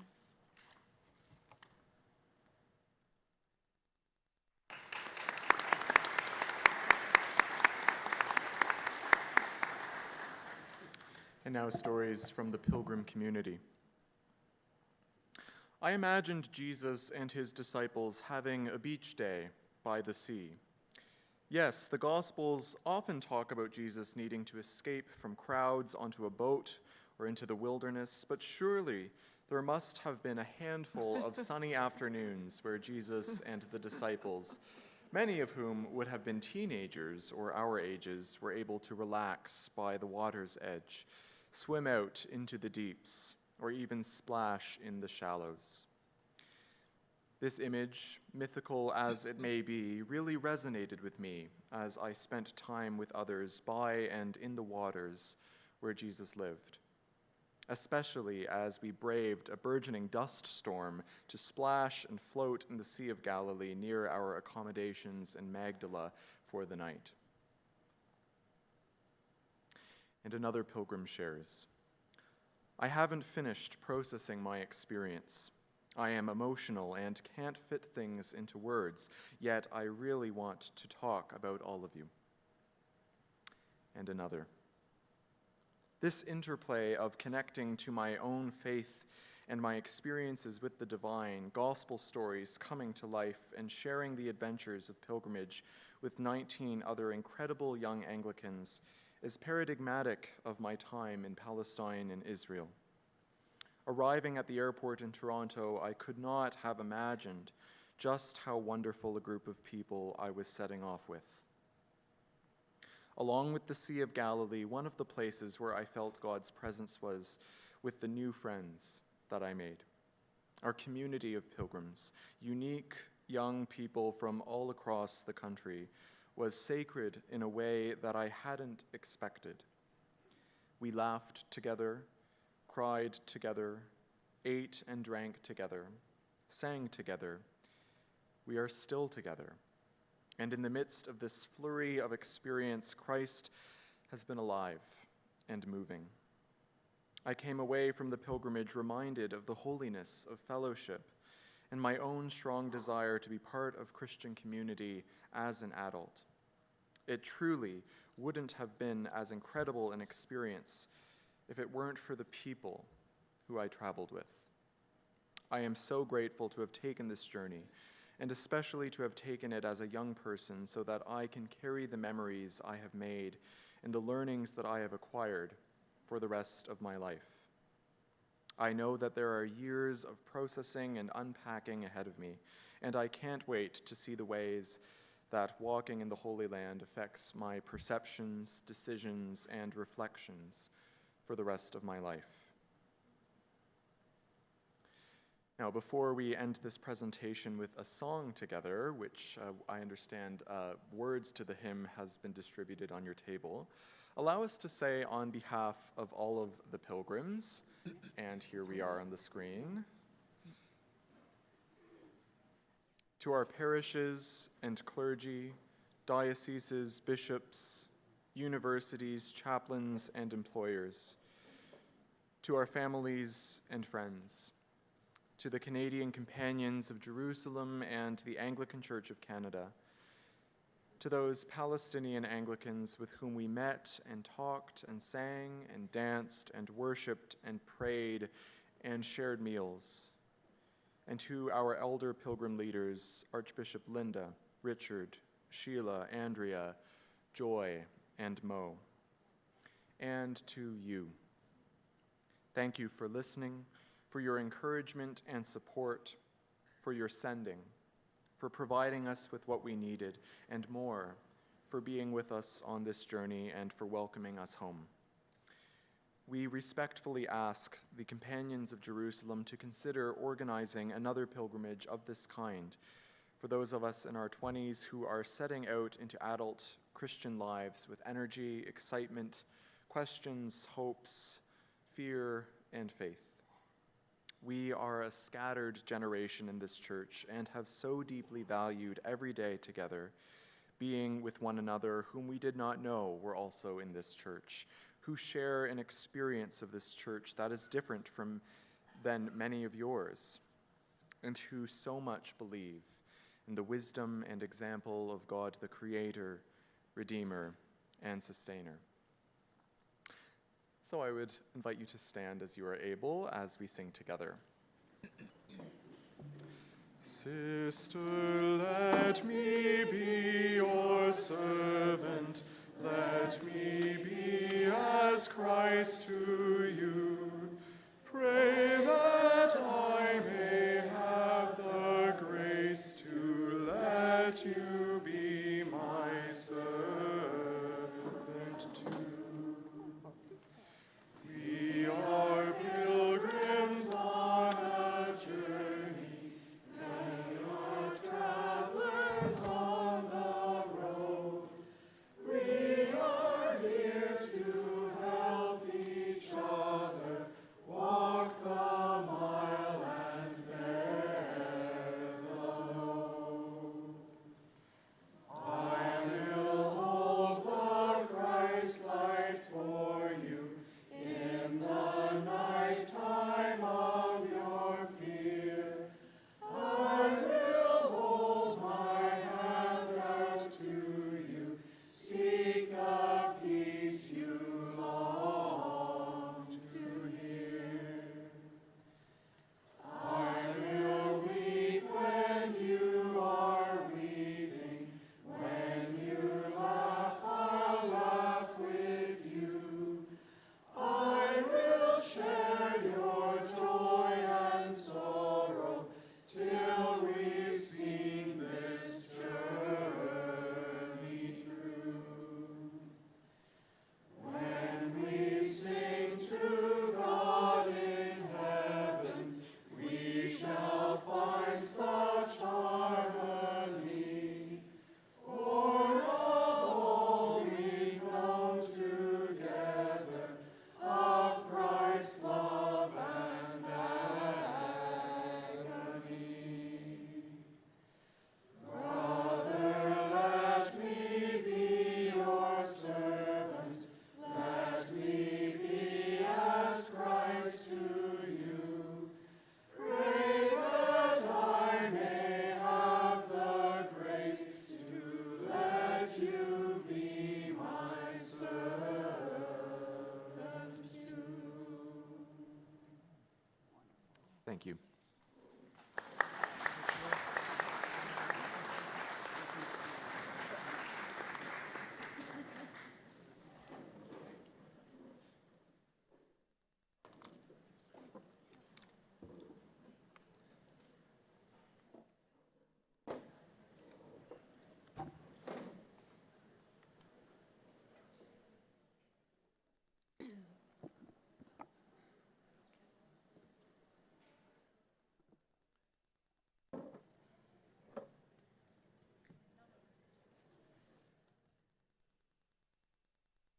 Thank you for that wonderful reminder of an incredible journey. And our church is in good hands.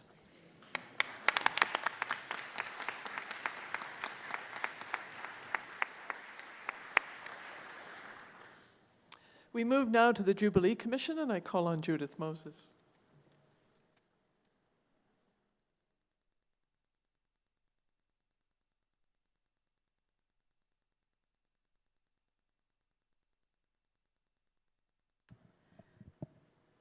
Thank you very much, Your Grace. What I'd like to do this afternoon on behalf of the Jubilee Commission, of which I am the chair, we'd like to familiarize you with our work, and then at the end of our short presentation, to put a resolution before you so that we can continue our work. Now, I've got this clicker.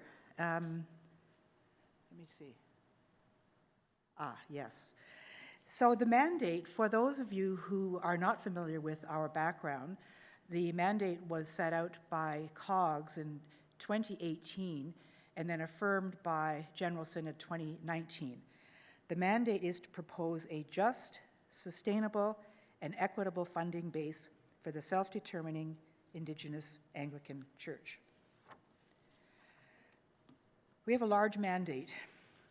It includes such things as examining historic and current funds made available for Indigenous ministry at different levels of the church's structure, assessing the current funds that are available for Indigenous programming within General Synod, assessing broader property questions, and then examining a number of things that could include the current salary levels of Indigenous clergy and strategies to move towards parity, possible redistribution of portions of property sales on a principled basis, and the third is increasing alignment between the funds for Indigenous ministry and Indigenous oversight of these funds.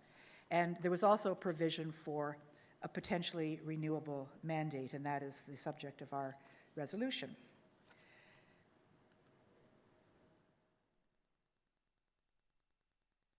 So as I said, we were created in 2018, and we came out of some history.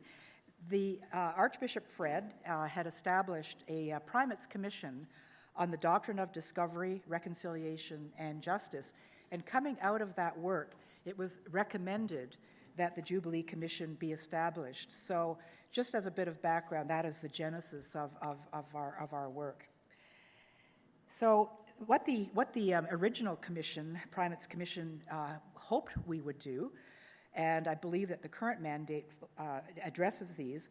The first was to identify sufficient resources for the self-determining Indigenous Church, to identify an equitable provision of funds, both current and future, that would take account of the historic processes of colonization that have dispossessed Indigenous people of land and resources. They hoped that we would assess the nature of resources available to the Indigenous Church, and recommended that, that this commission propose a way forward that aligns with the emerging conversation about directions for a self-determining Indigenous Church. The status of the commission's work, we've had some ups and downs. The commission's work was slowed pending the arrival of the new Indigenous Archbishop, and we did not want to get ahead of the work in drafting the emerging covenant and our way of life. So we did not rush to pull ahead of all of that. It was very important that we remain in lockstep with those things. We have had some turnover in the commission as well, but the commission is now fully staffed. We have, first of all, Reverend Dr. Ray Aldred. We have Bishop Larry Beardy. We have Bishop Sid Black, who I believe just walked into the room. I'd like to pay a special attention and acknowledge Bishop Sid Black. so wonderful to see you. Thank you very much for coming to join us this afternoon. And thank you to Aaron for bringing you. So as I said, Dr. Ray Aldred, Bishop Larry Beardy, Bishop Sid Black, Bishop Priscilla Shaw, and the Venerable Sarah Usher. Archbishop Chris, who is not formally a member of the commission, but by tradition we've had the Indigenous Archbishop participate in all of our meetings, and he has now joined our meetings, and our work is proceeding full speed ahead. The commission divided its work into 3 parts. The first part of it is around the historical archival research. And true to the last Primates Commission, we felt we could not go forward without going backwards first. To look at our history with the church and the historic funding base, the policies that underlay the expenditures in the past, and trends around Indigenous ministry. At a high level, we all know that story. But we have Indigenous people, we believe, have to go into those archives. It's not going to be fun, but we have to go into those archives and have a look at what's there and come out of that with our own interpretation of our history and what happened. We want to identify patterns of funding and the underlying colonial assumptions that contributed to historical inequities. And coming out of this, we hope to develop with the broader church a new narrative about the church's past, and a narrative that would allow all of us to go forward in full recognition as to what has happened in the past. The second pillar of our work is around the current level of funding for the Indigenous church. And so that's where the recent approval of the Covenant and Our Way of Life is very important, and how our new ACIP is going to take that document and translate that into the services that the Indigenous church will need to develop. The third plank of our work is about the future and our attention to the 7th generation. And along those lines, we have been giving some thought to proposals that would make an investment in the future for that generation, those generations. On the archival research project, the work is massive. You can well imagine the files are enormous. They are not necessarily accessible and in the way that we would like, and so we don't see this work proceeding quickly. But having said that, of the work that's been done to date, there have been some themes that have emerged. The first one is around self-sufficiency and how that was used as a mechanism, a rationale for control, for not turning responsibility over to Indigenous people. And that has led to this all-encompassing huge power imbalance, powerlessness of Indigenous people. We also have observed how religious doctrines and theologies of mission, God, salvation, redemption, and covenant used as tools of oppression in the past. These are tough things to get your mind around, but that is what we have begun to observe. Block grants as tools of authoritarianism, access to and lack of control over training and education, and other tools that contributed to inequity.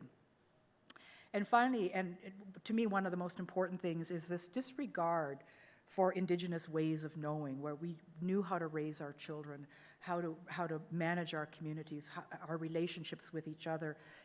That was completely disregarded, and our traditions of knowing were replaced by other traditions, mainly through the residential school system. So that work is going to take a lot of peeling the layers of the onion over the years to come. And we also recognize that historical research work can't be the work of one person or one group. And it's something that probably our children and our children's children will want to keep exploring that in the future. So one idea, and it's only an idea right now, that the Commission is considering is perhaps coming out with a green paper, a discussion paper that would pose the kinds of questions that would allow the research to dig more deeply. And of course, it would be very important that we consult with both the Indigenous community first and foremost, and then with the non-Indigenous community within our church.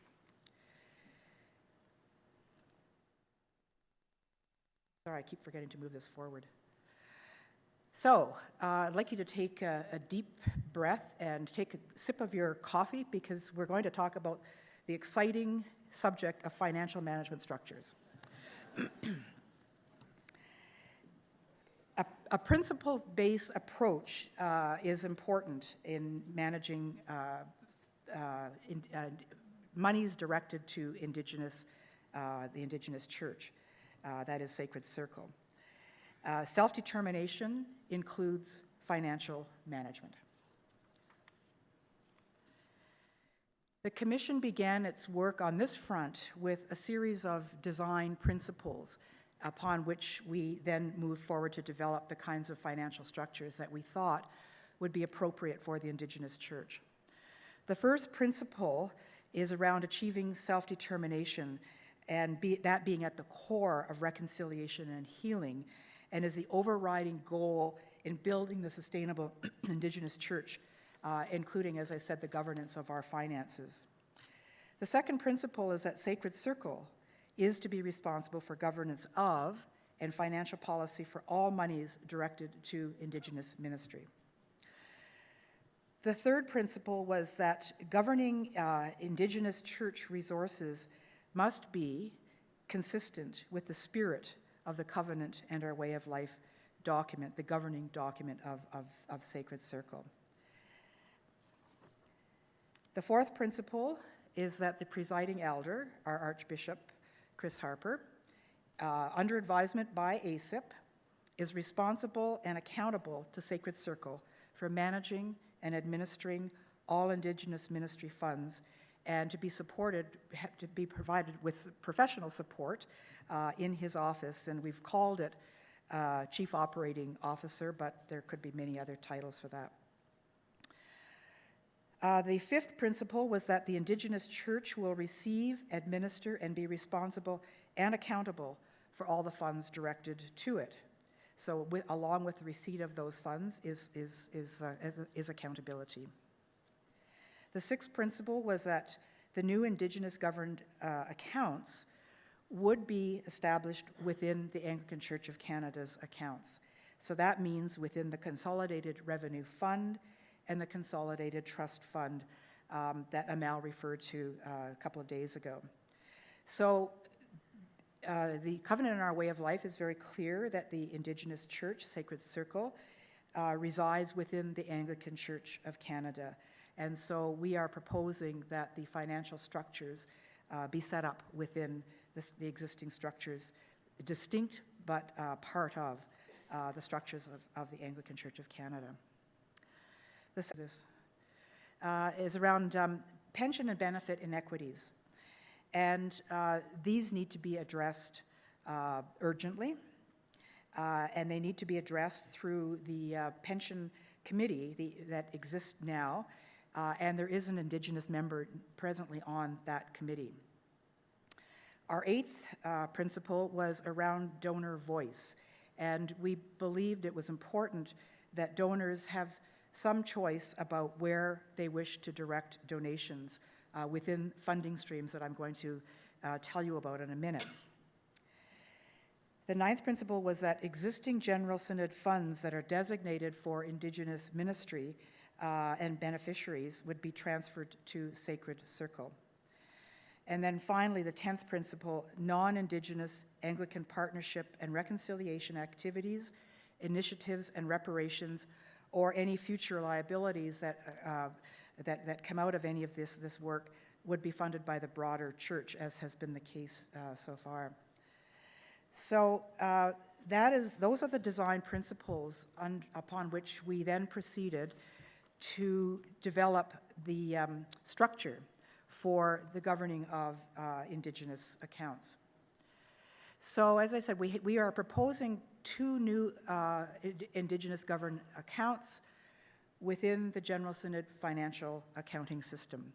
The first one we've called a Sacred Circle Fund, and there are 8 spending purposes there that I'm going to go over in just a minute. And these would be these spending purposes could be considered as sub-accounts for receiving and spending Sacred Circle monies. The second is a 7th generation investment fund, and this is a fund that would invest in the sustainability, the future sustainability of the Indigenous Church for our children and grandchildren. We also have had some discussions about what the potential sources of funding could be and would be for Sacred Circle. The Sacred Circle Fund itself would be separate but within the consolidated revenue account, and its purpose would be to support the annual operations of Sacred Circle and any special initiatives that Sacred Circle decides to take on. It would operate under Sacred Circle governance policies, terms and conditions for spending, and accountability frameworks. And the accountability would be to Sacred Circle, and that would include things like audited statements. An ASIP financial management committee would need to be established to oversee this expenditure framework. And that this fund would be managed, of course, by the Indigenous Archbishop with professional capacity that would be established in his office.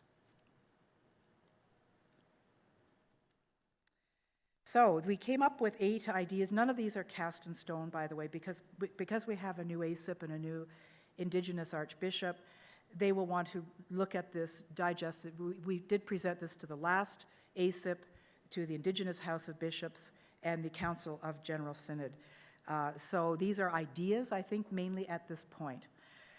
But it's important that donors and the proportional giving monies that are received by General Synod, you have a sense of where those monies could be lodged. So the first one is around ministry development, and that could include things like liturgical resources and translation. The second would be special projects or initiatives, the kinds of things that come up that need to be addressed but are not of a programmatic nature. The third is, of course, around training and development and the delivery of training and development for Indigenous clergy and lay persons involved in ministry. The fourth would be programming, and the kinds of programming that exist now relate to youth, suicide prevention, and healing, and there could be others in the future. We also thought it was important that there be a place where contributions to Indigenous stipends, pensions, and benefits could be lodged, and so there is a special proposed account for contributions to those 3 things. Sacred Circle governance. Sacred Circle, when it meets, it costs money to meet. So this would cover Sacred Circle meetings, travel, and support for the office of the presiding bishop, who is the Indigenous Anglican Archbishop. We thought there should also be an emergencies fund. Right now, there's a lot of cooperation with PWRDF, and they have proven that they are good deliverers of emergency funding on the ground, and so chances are that we would probably continue to work with them.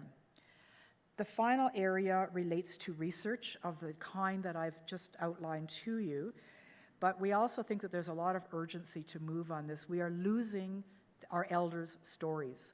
We have to capture those in an organized, systematic way while they are here. This is incredibly important as we do our archival research work. Their stories will help to tell us what happened, how did they see the impact of the church's policies in the past. So I put that one in bold letters. The 7th Generation Investment Fund. The purpose here is to make investments that would sustain the church into the future. And as I said, it would be a new separate account, but this would be within the Consolidated Trust Fund.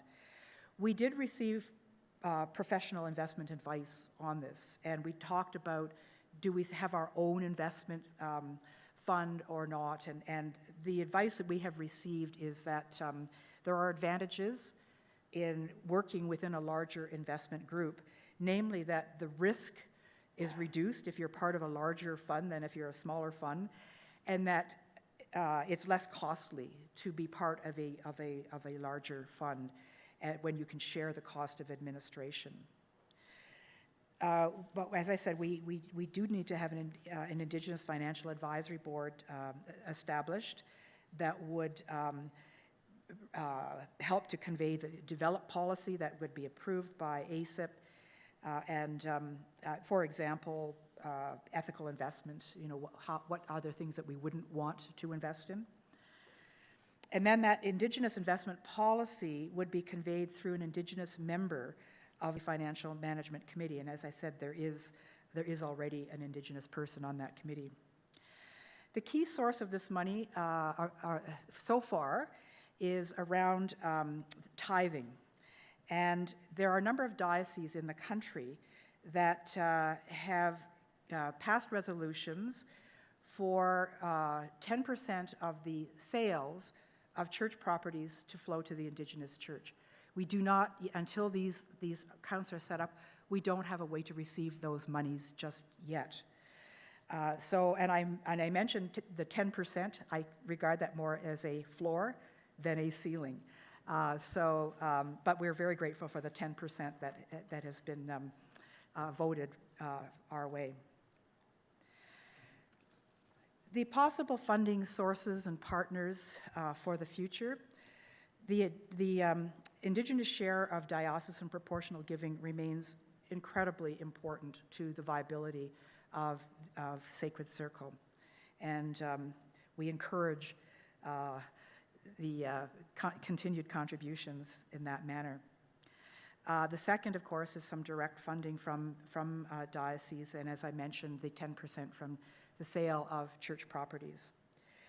Sacred Circle, there have been some special fundraising campaigns under development. That is another option. Timing is everything in funding campaigns. So that should be further developed. Potential Sacred Circle membership fees. And then we have things like donations. These things exist now. Giving with Grace, PWRDF, the Anglican Foundation, all contribute to Indigenous ministry. A New Canada Helps page, if you look to contribute to Sacred Circle, we need to make sure that we're easy to find for donors to assist. I've mentioned the investment income. And the last one is something that has emerged a little bit more recently, and that is perhaps a twinning proposal where Indigenous churches and Indigenous Sacred Circle could work with various parishes. We've got one example of a proposal that's being worked on right now between a diocese and a church in Toronto with an Indigenous initiative. So those are some of the opportunities for funding, and all of those will have to be explored, as well as others. Next steps, there's a lot of work still to do, and I won't get into a lot of this, except to say that conversations need to be continued between ACIP and the new Indigenous Archbishop. Make sure we're all on the same page. We also need to, the Jubilee Commission has not followed up with any of the dioceses that have committed the 10% of the sales of church properties to Sacred Circle, but those conversations will need to begin. So that is the presentation, and now I would call for the resolution. We put up on the screen, please. It's Resolution A180. 180. It's moved by Ms. Judith Moses, seconded by the Most Reverend Lynn McNaughton. Be it resolved that this General Synod extend the Jubilee Commission's mandate to the end of 2023 to 2025 biennium. Judith, did you want to say anything further? Or? I would just ask if no, I don't want to say anything further at this point, but I think there are some who do, though. Lynn? No? Okay, the microphones are open for comment. I defer to our Indigenous Archbishop.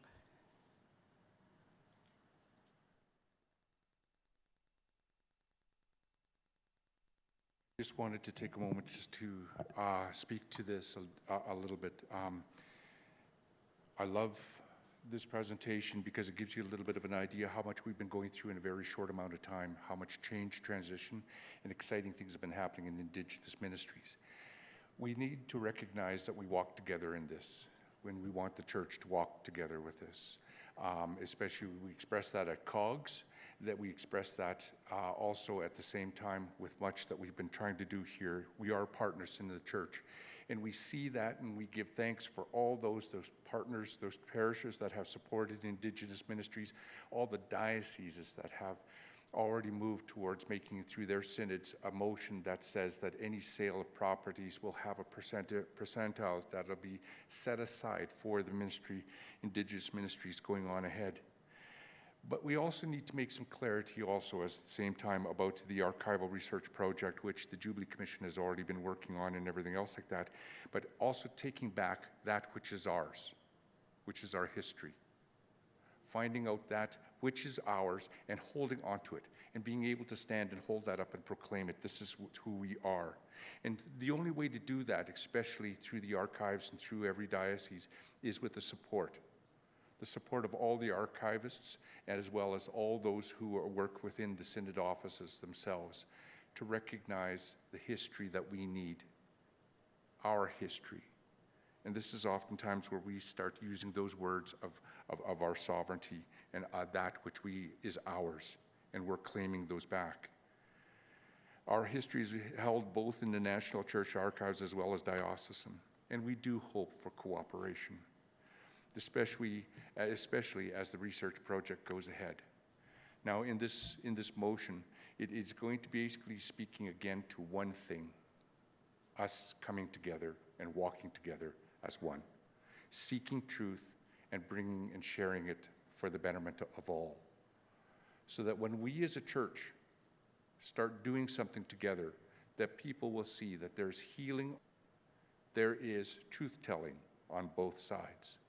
And then at the same time, we are doing something together as one body.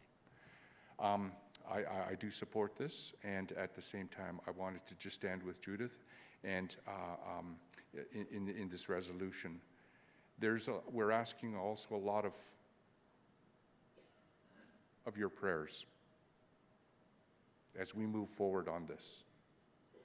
There's a lot of exciting things to do. It's a new ministry. It's new leadership.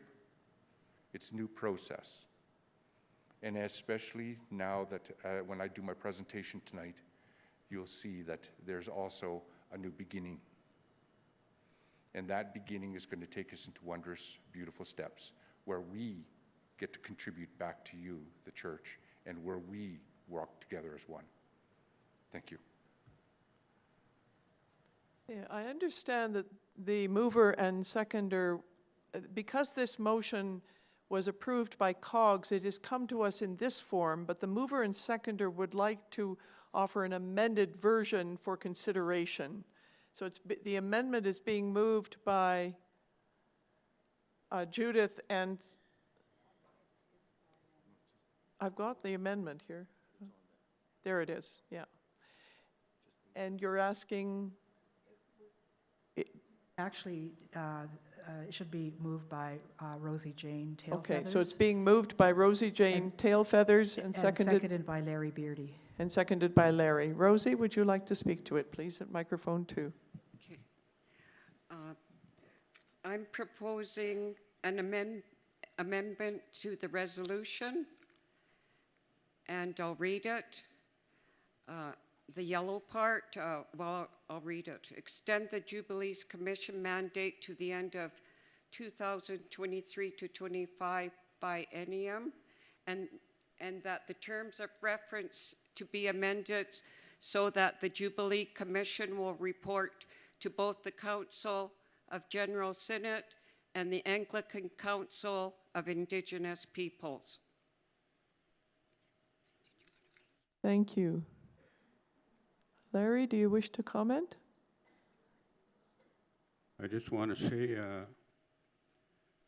when I seen the beginning of this General Synod, I was happy in my heart when the primate and the archbishop worked together in worship, and that's what we are talking about. We are on a journey. We are going to walk together as partners, and the work that we want to stress is that we are our people, Indigenous people. We are sovereign, and we want to approach it that way to make it happen. I just want to give you an example. When you talk about archives, we used to be in a diocese of Keewatin, Indigenous spiritual ministry in Misamakush. But it's an example of a step of what we're trying to do, that sometimes the laws that govern us, it doesn't work for us. We have to look at our own laws, and that's the work the Indigenous Misamakush ministry is working on. So those are the type of things that we're talking about, and those records ended up in the National Archives, the records of our people, my ancestors. They're in. I've seen them. We have access to them, but some are not accessible. So we want access to those because it does affect us as Indigenous people. So that's an example. Also, land. Titles of land was transferred to the province of Rupert's Land. So we have a good working relationship with the Metropolitan of Rupert's Land to help transfer those lands. So we're working on those too. So that's just an example. We're already doing some stuff like that, but we're going to do more with Sacred Circle and the journey that we're on. So I just want to share that, just to give you an example, a couple of examples what we're talking about. Egusi, Chris, Egusi. Thank you, Larry. The floor is now open for, do we discuss the amendment or the whole motion? Just for the amendment, the referral, so that the Jubilee Commission will report to both the Council of General Synod and the Anglican Council of Indigenous Peoples. Microphone 1. That's this one. Jonathan Hoskin, Diocese of Brandon. Your Grace and members of the General Synod, I had the opportunity to sit with our Indigenous brothers and sisters yesterday as they were discussing this amendment because my dear sister Frida invited me to come along. And just because I'm consistent, I just want to be clear, because we don't have here in front of us what the current terms of reference are that this amendment is seeking to amend. And as it is, the Jubilee Commission, so here I'm filling in the blank. The Jubilee Commission is an initiative of the Primate. It's the Primate's Jubilee Commission, and it reports really to the Primate solely. So what we're seeking to do is to make the Jubilee Commission an initiative of the General Synod and ASIP, and so to report to those groups and to be something that we can all own together. So I will speak in support of this amendment for that reason. Thank you. Rosie Jane, you can't speak it yet because you're the mover. Oh, okay. You have to wait a minute and just see if anybody else wishes to speak. Microphone 2. Philip Durr from Diocese of Toronto. Your Grace and member of General Synod. I have a question about where is the role of the Council of the North in this picture, because I find there's some duplication of work, isn't it? So I'm just wondering. Well, there is going to be need to be some consultation and conversation. Some of that has begun to happen. The Council of the North is funded through proportional giving that comes to General Synod. And that is, those are the monies that we are looking at. Okay, but in terms of structures-wise, because I found there's some duplication of, like, mention about the clergy pension or salary. Isn't that part of Council of the North? All of that work has yet to be done. At this time, at this point, these are issues for consideration by ASIP and the Indigenous Archbishop, and of course, consultations will take place at the Council of the North. I see. Thank you. I'm not seeing anyone. Oh, okay, one. One more, and then Rosie Jane, you can come back. Patricia Dorland, Diocese of Moosonee. I am asking a question only because I need to learn and want to understand better. Why would it be not Sacred Circle that is reported and not Anglican Council of Indigenous People? Because the work in between Sacred Circle and in between General Synods is carried out by ASIP and COGS. I couldn't explain it this way, which I'll do again later on this evening, is that our Sacred Circle is our General Synod for the Indigenous peoples. ASIP is COGS, equivalent to. And so those two parties, that's roughly how they kind of work together. We hope. Language. We will. So Rosie Jane, when you speak, it closes the debate. So Okay. please. Yeah. Rosie Jane Telfeathers, Calgary Diocese, Blood Reserve. We are, some ideas I'd like to put out. We are partners with the church in this work on the archival research project, Narrative Sovereignty Over Our History as Seen Through Our Eyes is Essential. Our history is held in both national church archives as well as a diocesan. We hope to have cooperation with the dioceses as our research work progresses. Thank you. Thank you very much. We now move to the vote. All those in favor of the amendment, please stand or raise your hand if you're not able. Thank you. Those opposed? Thank you. The amendment is carried, and now we go back to the full motion, including the amendment.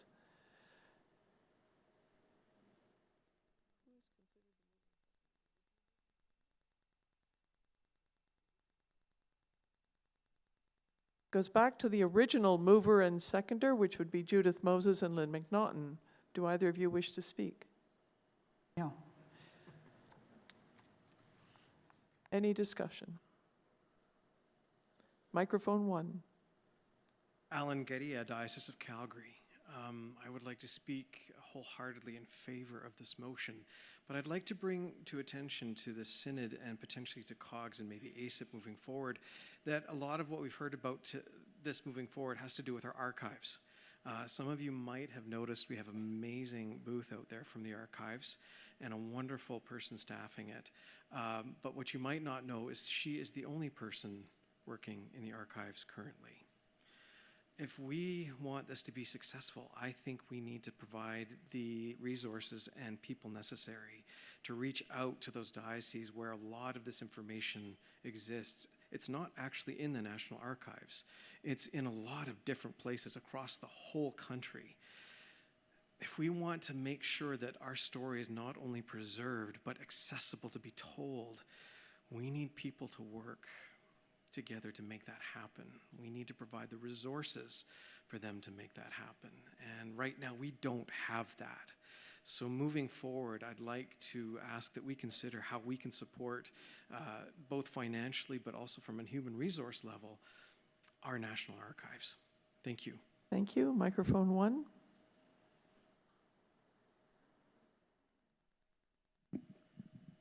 Hilda Young. You need to pull the microphone right down so we can hear you. There. Okay. Thank you. Hilda Young, Anglican Military Ordinariate. I'm talking because from 1980 to 2001, I lived in Pinawa, Manitoba, and at that point, that was part of the Diocese of Keewatin. And I possibly might have some things in my house that might be relevant. Because, as I've told a few people here, the Pinawa Christian Fellowship met Tom Collins and Gordon Beardy and David Ashdown and the previous thing before, bishop before Tom Collins. And I was also one of the people to attend Gordon Beardy's installation in St. Albans in Kenora. One of the people that used to live in Pinawa and now lives in Winnipeg, Roger Dutton, was the editor of the Diocese of Keewatin newsletter. So I have personal experience with some of the realities of that time period. Thank you. Last comment. Microphone 1. Sorry, Michael Wolf, Diocese of Islands Inlets. I'm just wondering, I didn't see it in the mandate, but it was quite long, so I may have missed it. Is there an inventory of property of First Nations bands that is located within church buildings and on church property? Is that part of what the Jubilee Commission will be looking after? I say this from past experience in our diocese, where we discovered all sorts of things that Bishop Hills had taken from, or was given in trust, shall we say, by the bands on the island, and eventually they came to be quite concerned about when that was going to be sold. I'm just wondering if we have that sort of inventory for other dioceses. I'm not aware. We'd have to ask Laurel Parson. The National Church doesn't own any property except Church House. No. But dioceses would have to examine their own records to see whether there's any property that had been given or bought or whatever, and I think that would be up to the diocesan archivists. Well, I understand this, but there's other parts of the mandate that we refer to the diocesan archivists, and I'm just wondering if this would be something that the Commission would be asking the diocesan archivists to do. Yes, we have that in mind. There are, I think, 3 dioceses that have volunteered to be what we would call pilot projects.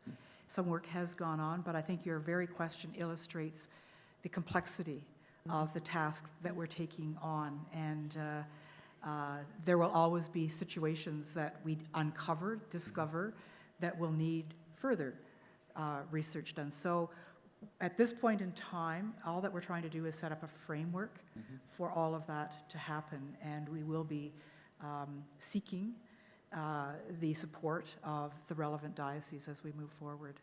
Thanks very much. Thank you. Thank you. Debate is closed. The full motion is before you. All those in favor, please rise or raise your hand. Those opposed, please indicate. Thank you. That's a very strong affirmation of the work of the Jubilee Commission.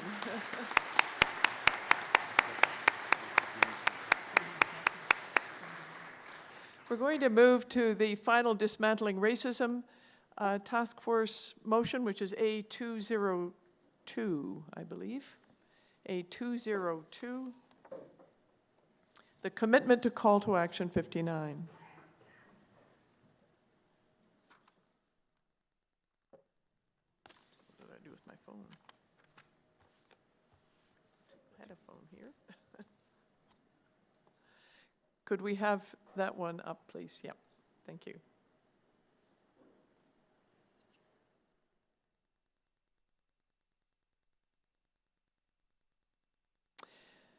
It's being moved by Bishop Priscilla Shaw and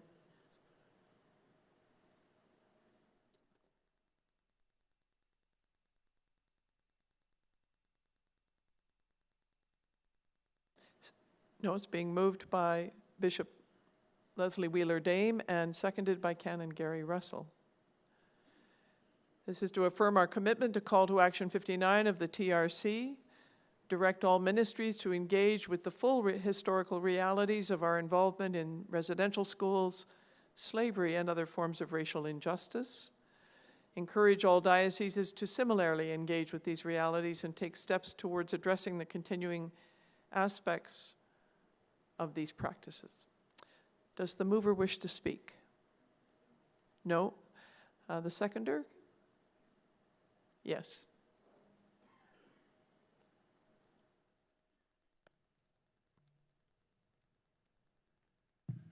No, so Gary Russell, Rupert's Land. This is a motion to call for us to get on board officially and say we stand for reconciliation and we're going to put our resources up and get moving. This is a step we're taking. This is the step we're taking here, and we're ready to get on with it.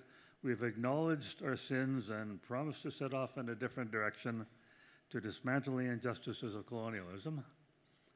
It's been moved and seconded, and now we're going to get off our behinds and do something from the parishes to the national church and at all the different levels, and back that up with serious resources to get these old injustices reversed. Now that's my formal statement. Now I'll talk about what I take from my story. I used to work for the labor movement in Canada, the Canadian Labour Congress, and the provincial federations. I have attended more conventions than I can count. I've argued at more microphones than I can count.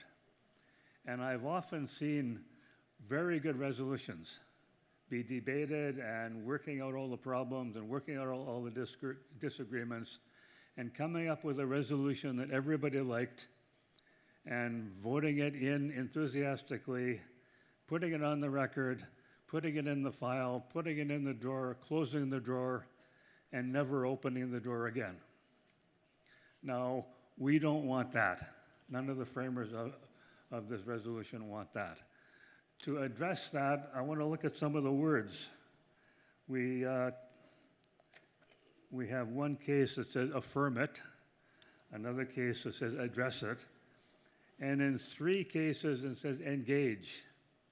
Engage times 3. Now, engage is an action word. And we want, no, the other point I wanted to make, somebody told me, well, we can't tell the diocese what to do. We can't tell the parishes what to do. That we have to figure out how to work together on this. What we can do, we can't require them. We can make resources available. We can encourage them. We can be an inspiration. We can educate. We can be an influence. And we can create a template for cooperation and then invite the diocese and the parishes. And if they see we've picked up the ball and we're running with it, we can invite them to run with it too. So this is not just a resolution about good things that we stand for. I want this to be a call to action. Thank you. Thank you. I understand there is an amendment to this resolution further to the discussion that the Anglican Council of Indigenous Peoples has had, and I call on Dorothy Patterson. Thank you, Archbishop. It's Dorothy Patterson from the Diocese of Huron. I'd like to move an amendment to Resolution 202, and I would like to see it placed as number 1, as statement number 1, because call to action number 59 makes its own statement and needs to stand alone.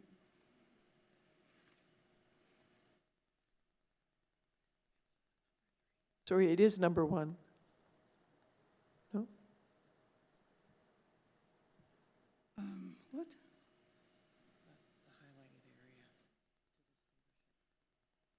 What? Yes, I'm speaking about the amendment, so Well, yeah. I don't see it. Well, the amendment is the highlighted part in yellow.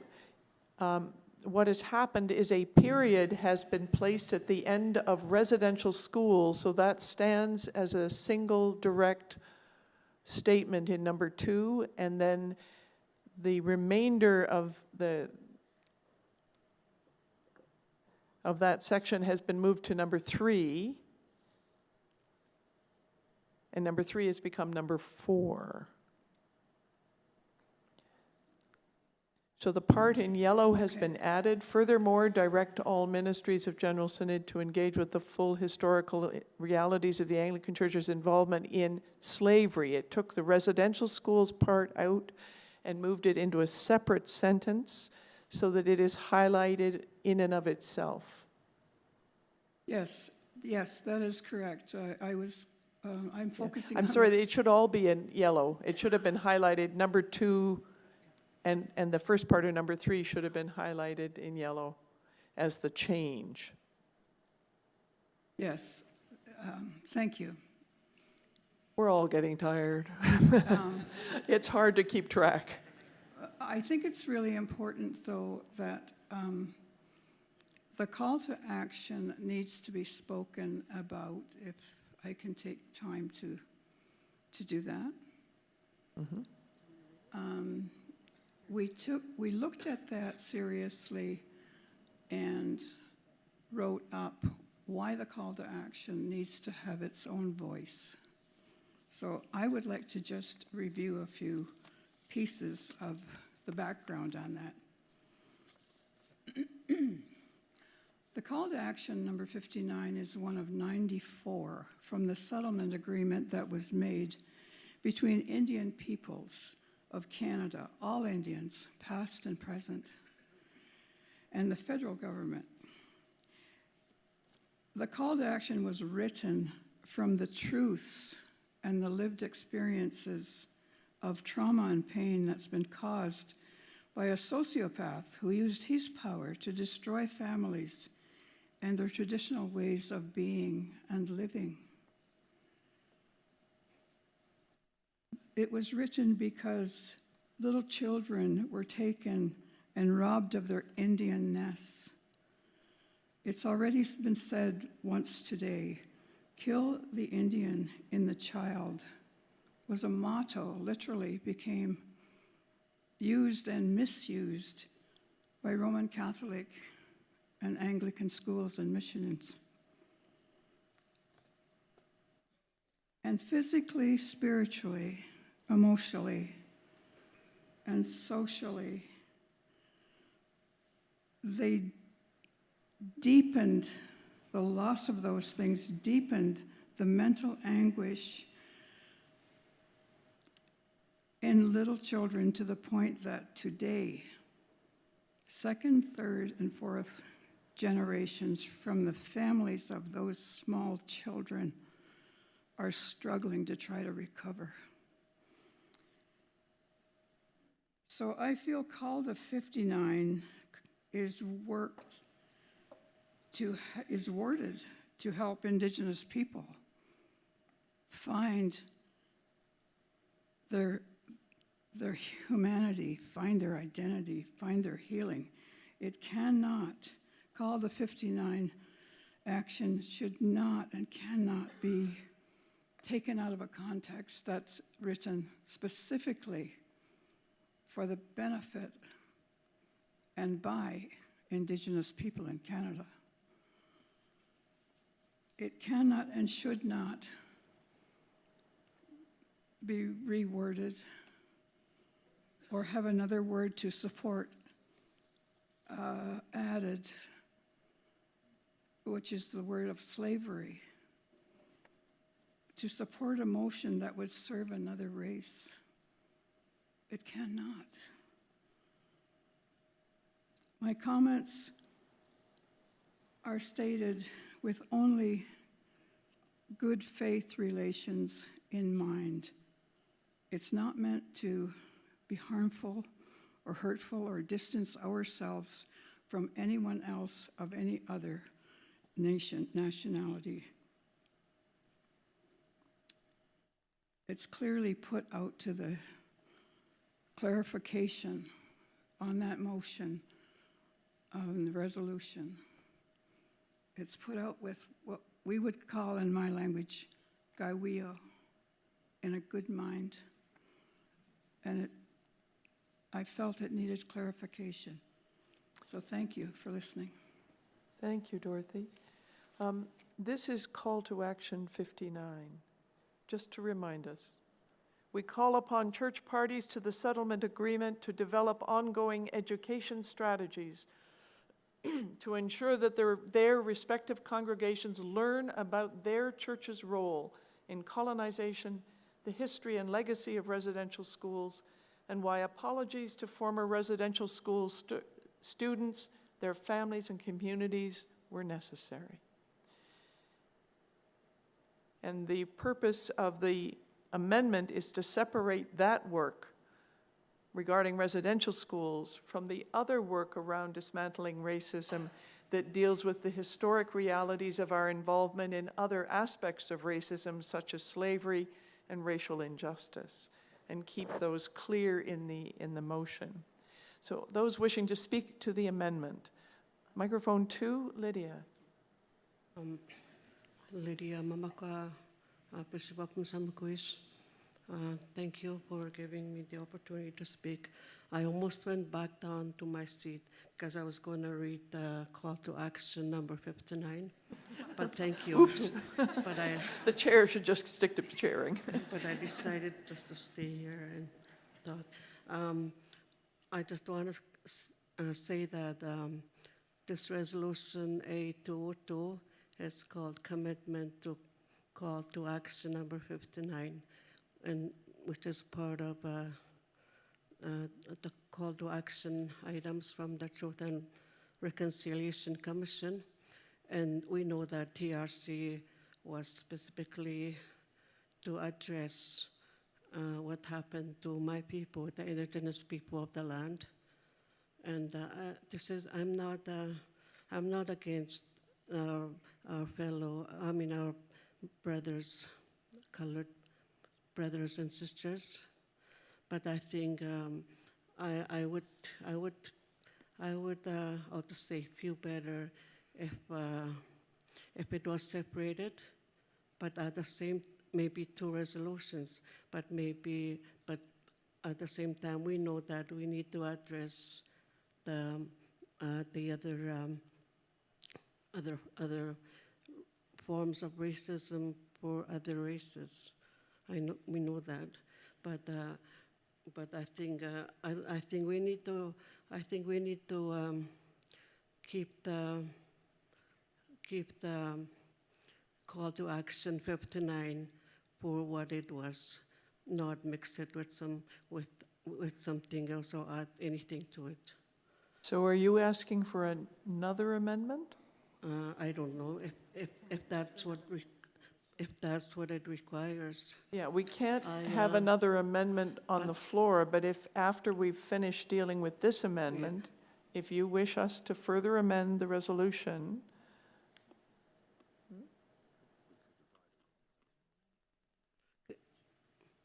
I'm hearing from the Chancellor that we could divide the motion into 2.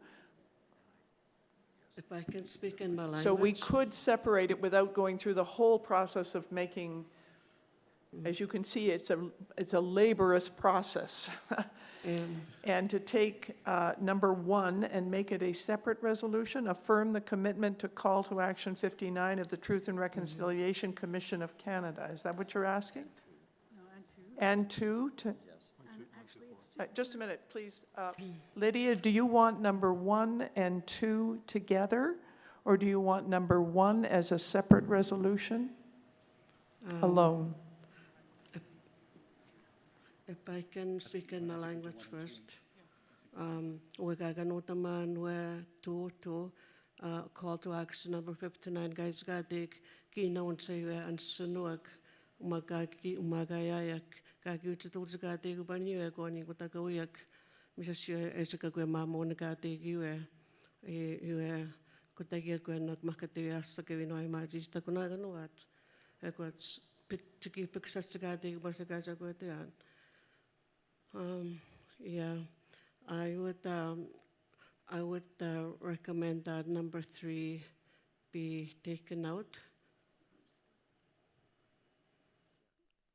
That there be an amendment So the resolution. you would like 1, 2, and 4 in one resolution, and number 3 in a separate resolution. Yes. I don't always So come up could here. could I ask just a minute. Could I ask the tech table to, if they can create 2 separate slides, one that shows 1, 2, and 4 in one resolution, moved by Lydia Mamakwa and seconded by, is there a seconder? Oh, Rusilla. Or Dion. Dion, okay. Sorry, Dion, I thought you were wanting to make a comment. No, I was actually up here to say, I was saying, no, I understand, I'm hearing that we should split it. Yeah. And I was trying to figure out, could we split it? And I want to give my support to splitting it. And I was thinking that we have 1 and 2 with 4, and then 3 with 4. That's Okay. what. Thank you. There's wisdom in the room. Okay. I'm sorry to interrupt the process. No, this but is important. I don't always run up here, even though when I feel like it. But this is important to me. You should always feel free to run up, Lydia. Thank you. Thank you very much. So we will now address 1, 2, and 4 as a single resolution, moved by Lydia, seconded by Dion. I've never seen Dion, a seconder, be so enthusiastic. And we will consider as a separate resolution 3 and 4. Now, before we go any further, let's get that resolution on the screen. It's been moved by Lydia. Dion, you've spoken to it already. Do you wish to speak to that resolution? One or the other. I think the reference to slavery probably should not be under the rubric of Call to Action 59, although it is perfectly proper and we should support it. It's not 59. Okay. The first one that Dion described is 59. Yes, thank you. Could I suggest that only substantive comments come to the microphone?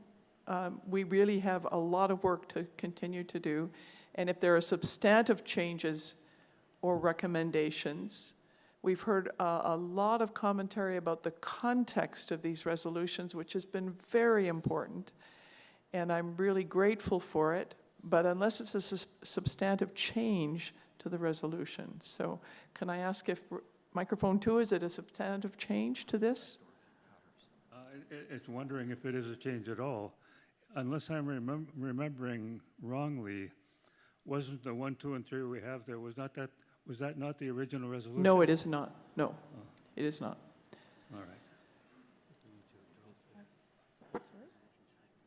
It's moved by Lydia Mamakwa and seconded by Dion Lewis.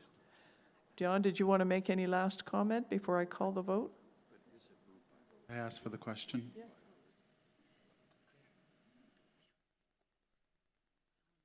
Do we have to vote on the motion to divide?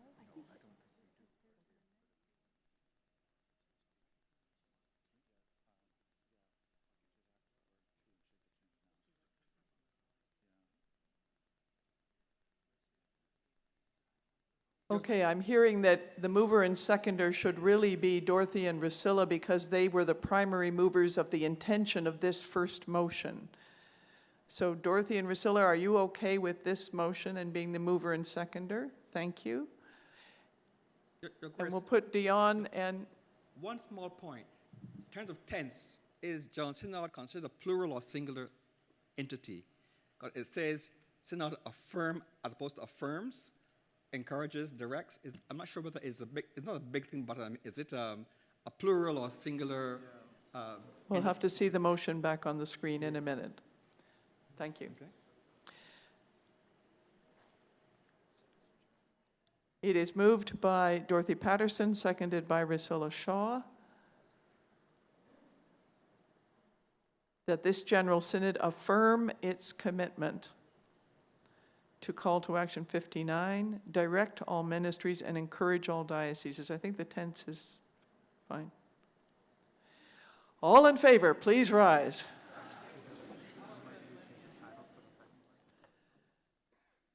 Or raise your hand. Those opposed, please indicate.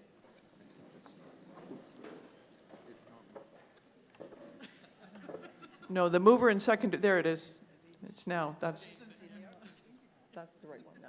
Yeah, yeah. Thank you. Now to move to the second motion, which is moved by Dion Lewis and seconded by, is there a seconder? Oh, thank you.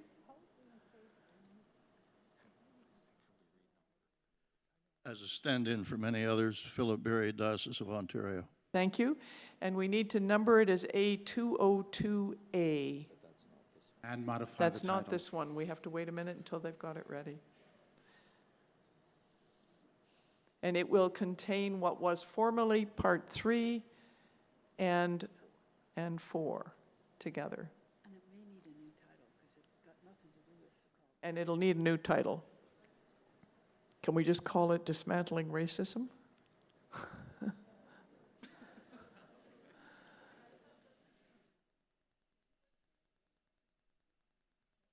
We're making our tech team work very fast on complex words that we want to get right, so please be patient.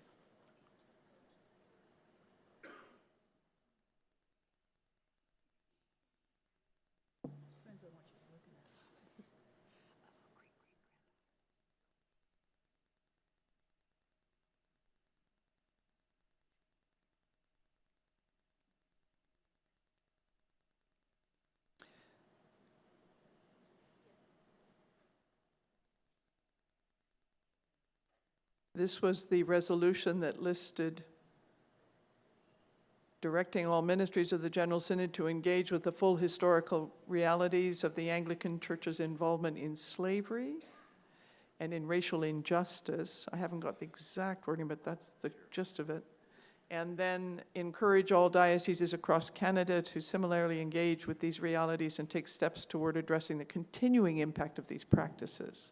While they're getting the motion up, if you have a substantive comment on that, please come forward.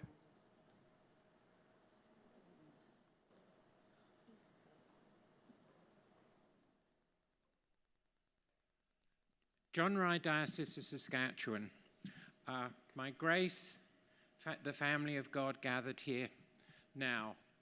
I want to make a single point, which is the official documents that come out in Canadian citizenship and in the Canadian history figures on CBC make Canada look good. They say we did not practice slavery in pre-settlement in French Canada. In British Canada, we were the end of the Underground Railway. What they do not say, and what we say in this motion coming up, is that we were complicit in that. People wore cotton garments made from southern cotton. They built ships for slavery in New Brunswick, and they fed people with products that we produced on the prairies and in Lower Canada. So what we are saying is very different to what mainstream Canadian society says about slavery. Thank you. Thank you. I have recently heard, and I can't verify this, that one of our Episcopal ancestors had slaves in Canada. Last comment.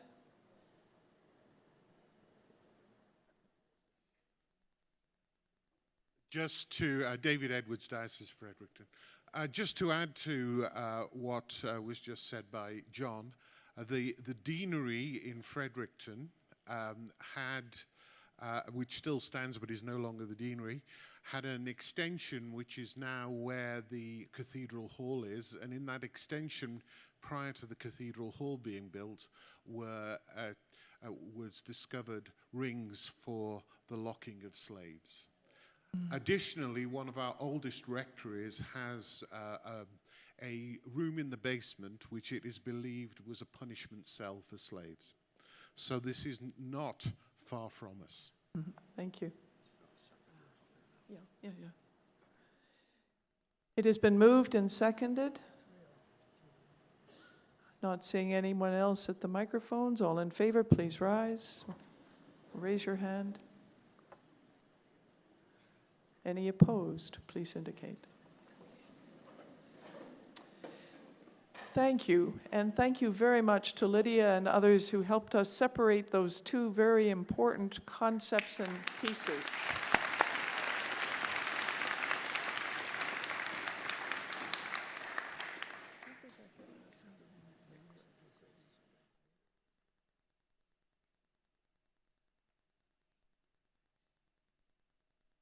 Could I ask your indulgence? We have agreed to go to 5:15.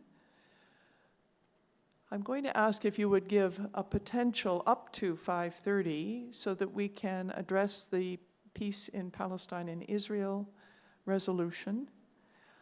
The dinner break is a long one, and it gives us a long period to meet. And we do have still some substantive resolutions, including quite a number that have been brought from the floor that we hope to deal with tomorrow. Can I have some nods? Do I have your permission at least to try it? We'll see. We won't go beyond 5:30, I promise. I'm going to call Dr. Andrea Mann to the front, please. And ask that the resolution on Palestine, Israel be brought forward. That is 160, thank you. What day is it? Thank you, Primate. Andrea Mann, Director of Global Relations, General Synod. I've been invited to briefly offer a recap, just to return ourselves to the Assembly session yesterday on this resolution. This resolution comes to you at a critical time in the long trajectory of conflict between Palestinians and Israelis. We heard powerful testimonies from Bishop Michael and Bishop Shane, sharing the deep need of Palestinians and Palestinian Christians in occupied Palestine and in Israel for safety, for peace, for an end to Israel's occupation, which grows more dangerous and deadly by the day. We also heard from Rabbi Gila, a former Jerusalemite Reform Rabbah, now serving the Temple Beth Ora congregation in Edmonton. We heard her commend the resolution for its content, with one exception. We heard her say she could not add more to what the resolution includes, with one exception. The exception, which you'll clearly remember, is point number 4 in the resolution for the reasons she cited. Several other questions were asked whether Indigenous Anglicans had been consulted regarding point 4, and I replied such conversations had happened alongside the reading of Anglican Indigenous reflections on being in occupied Palestine.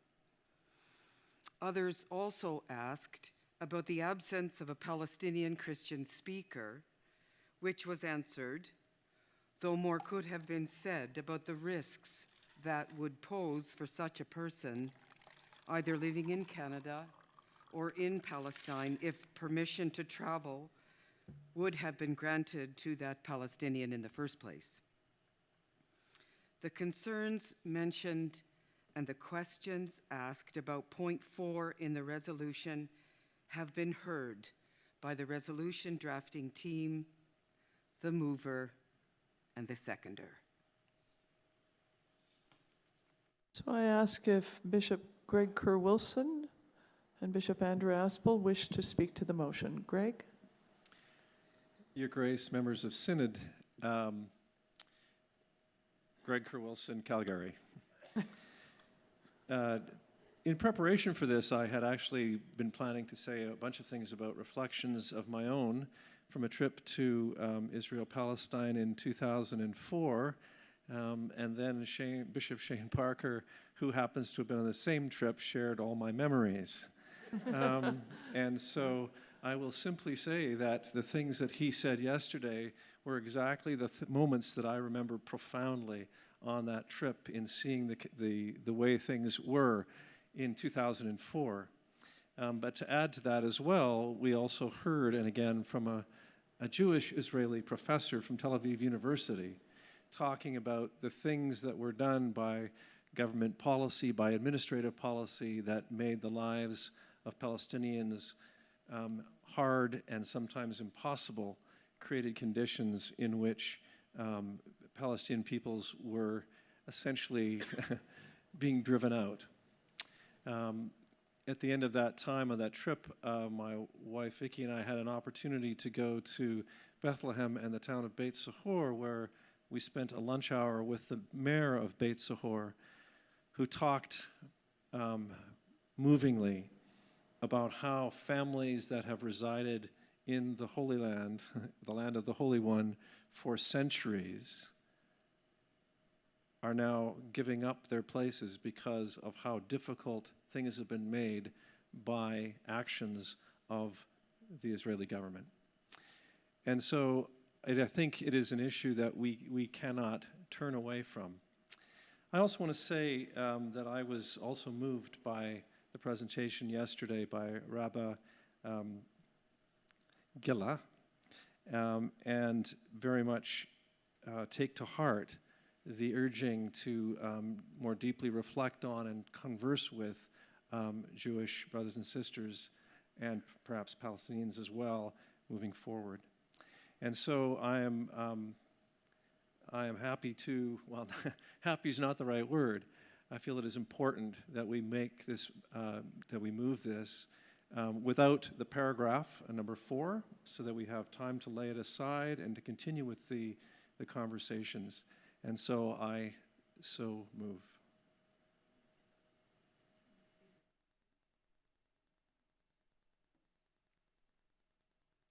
There's the motion without paragraph 4. Is the seconder in agreement?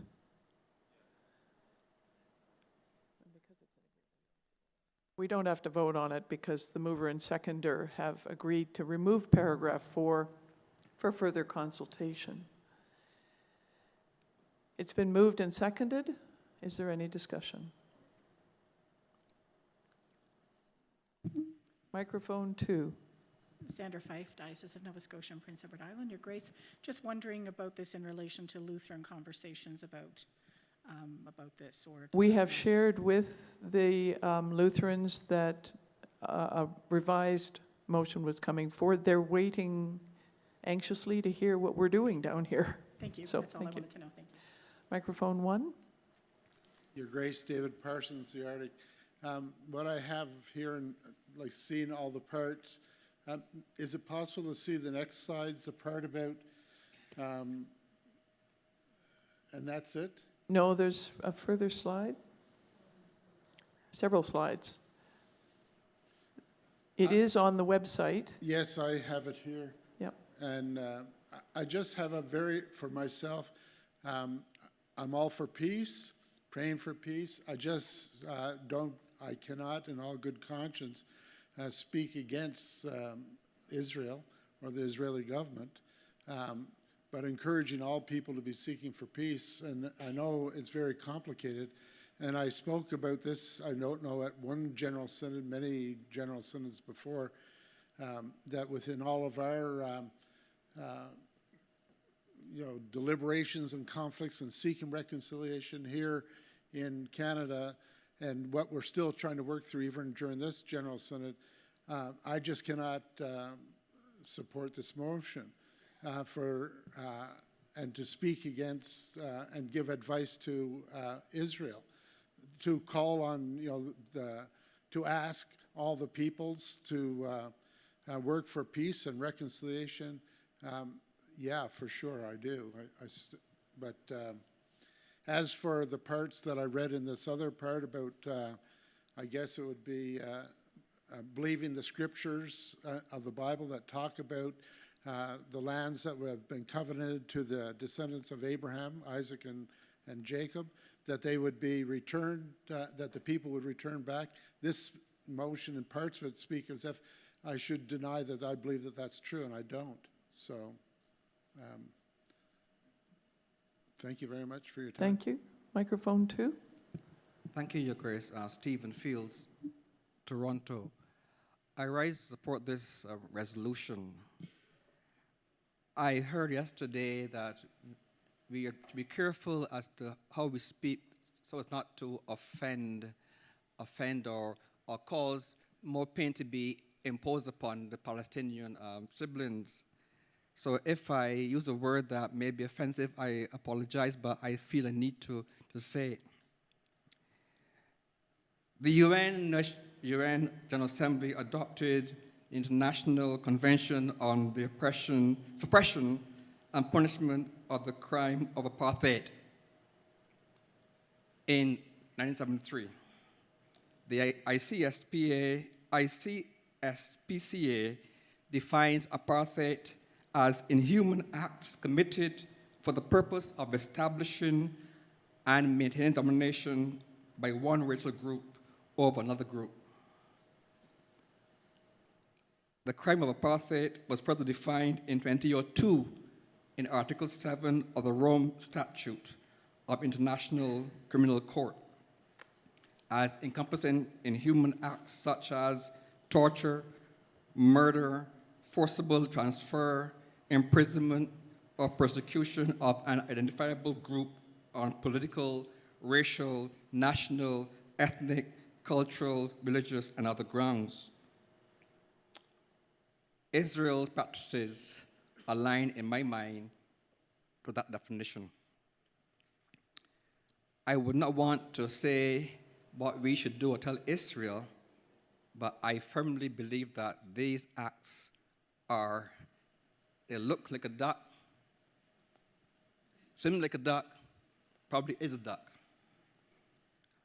I remember distinctly one of our great heroes that sat in that chair, Ted Scott, who stood up against Africa and called it for what it was.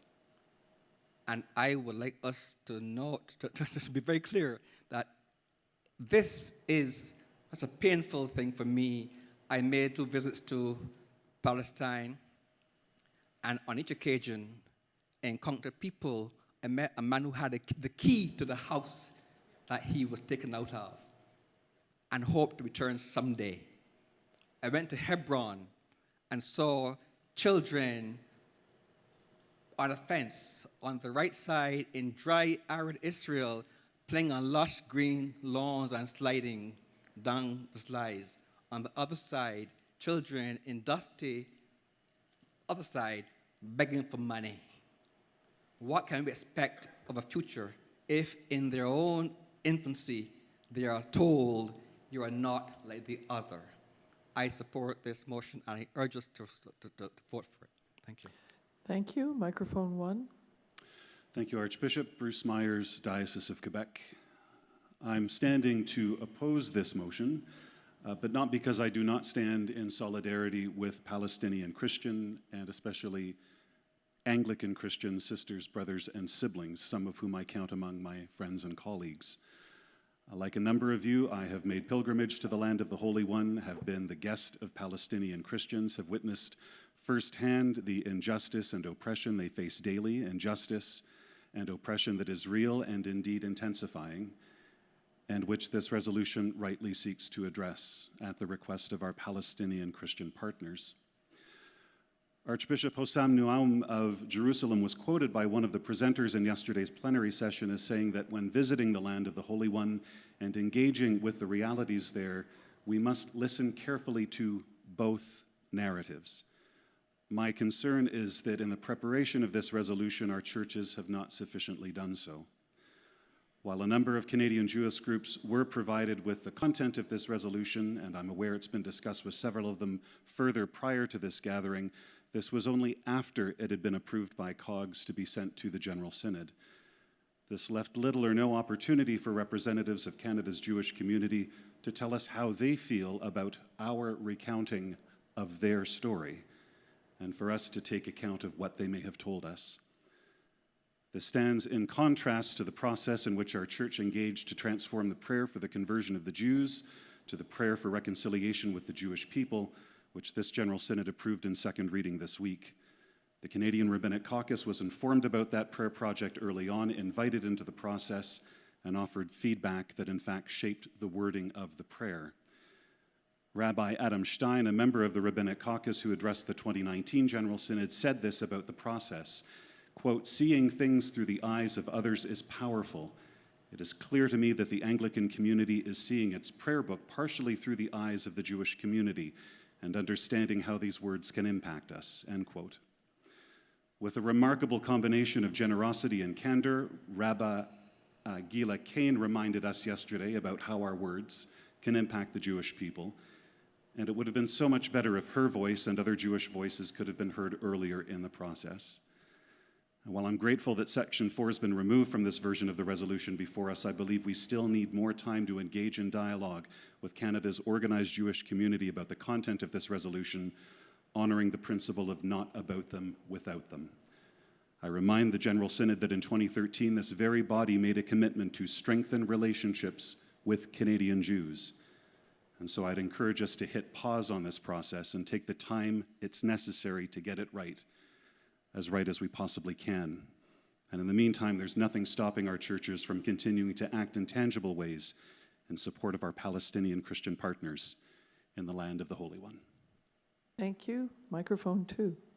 Philip Berry, Diocese of Ontario. I agree with everything that was just said. I applaud the intent of this motion. I think it is very well intentioned. I am going to find it between now and the time you call the vote very difficult to decide if I can vote for it. I believe it's unbalanced. I also think it is not going to pass the Globe and Mail test, but in particular the coda, the part comes after paragraph 6, I think describes one part of a massively complex problem, and we cannot make assertions about parts of that problem that do not respect the rest of it. The Israelis right now, the state and the government are behaving very, very brutally and wrongly and hurting and killing people, and they shouldn't do that. That's pretty obvious. The fact is, though, that the state of Israel has been under siege since its founding in 1948 and is still. And although there is an affirmation in the introduction of this resolution that mentions it's the right of that state to exist, I don't think the remainder of the resolution takes into account the realities of the fact that not only is this conflict two-sided, there are good guys and bad guys on both sides, and it cannot be meaningfully addressed with only the words that are in this resolution now. And I think it's unbalanced. And it's going to be tough for me to vote for it. Microphone 1. Kevin Robertson, Diocese of Toronto.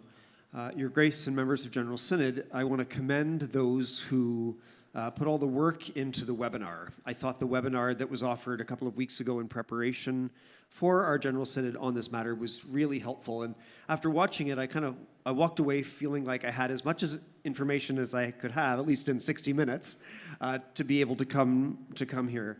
And I think that's why I was kind of caught short when Rabbi Gila spoke yesterday, because I felt like I was receiving new perspectives, which were helpful for me to hear. And I guess I'm at the microphone today around the process. Rabbi Gila made reference to a June 21st letter from the Canadian Rabbinic Council, and that she didn't get into a whole lot of detail about that, although I wonder today whether it's specifically about point number 4, which has been proposed to strike that. If that's a public letter, Your Grace, that would be a helpful thing for members of Synod to see. If it's not, and I see you shaking your head, can we get some assurances on the floor of Synod today that the content of that letter, even if it's a private letter, has been seen by members of the House, and so that we can amend this motion if necessary in the appropriate ways to respond to what the Canadian Rabbinic Council or Rabbinic Caucus is most concerned about. Thank you. I think the resolution that you see before you with the removal of Section 4 and the commitment to further consultation with Indigenous peoples, with Palestinian partners, and with national Jewish organizations is a response to the primary concern in the letter. A second concern that was named is the choice that was made for the definition of anti-Semitism. The choice that has been made in consultation in among our staff and Palestinian partners in particular is to use the definition used by the World Council of Churches and by human rights organizations around the world. The definition that the Jewish organizations that signed that letter are asking for is the one of the IHRA, which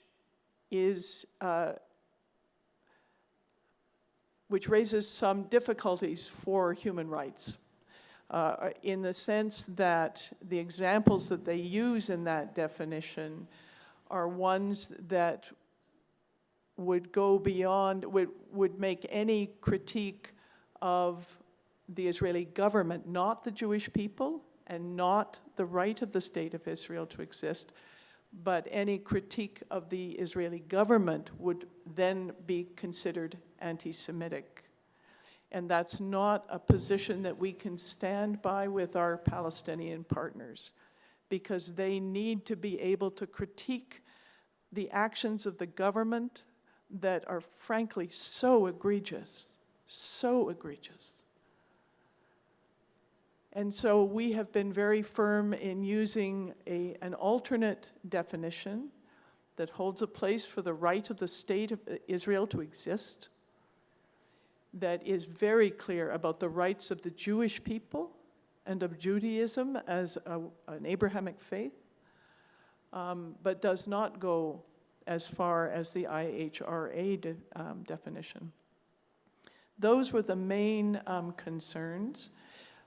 We did receive a second letter, and these letters were only received a couple of days or a few days before we started General Synod. There was not time to incorporate all of their concerns into resolutions until we came to this point in the General Synod. The concern about consultation is a serious one. Some may not be aware that our resumption of channels of communication with Jewish organizations is very recent. And in fact, the work that Bishop Bruce Myers did in anticipation of the change to the prayer in 2019 was one of the key factors in the start of that. Should we have consulted sooner? Probably. But I think both Bishop Susan and I have felt passionately and strongly about what we saw in Israel and Palestine and Gaza in December, and what we took with us to Ottawa in April. And can I say that I have met personally with the Canadian representative to the Palestinian Authority, who is very supportive of the work we are doing. And he says, your voice must be raised, that faith communities have something to say in the middle of what is happening, particularly to the official stances of the Canadian government, which our government very rarely speaks to, particularly around the current violence, settler violence, that's being enacted, and particularly in terms of the status of Palestine.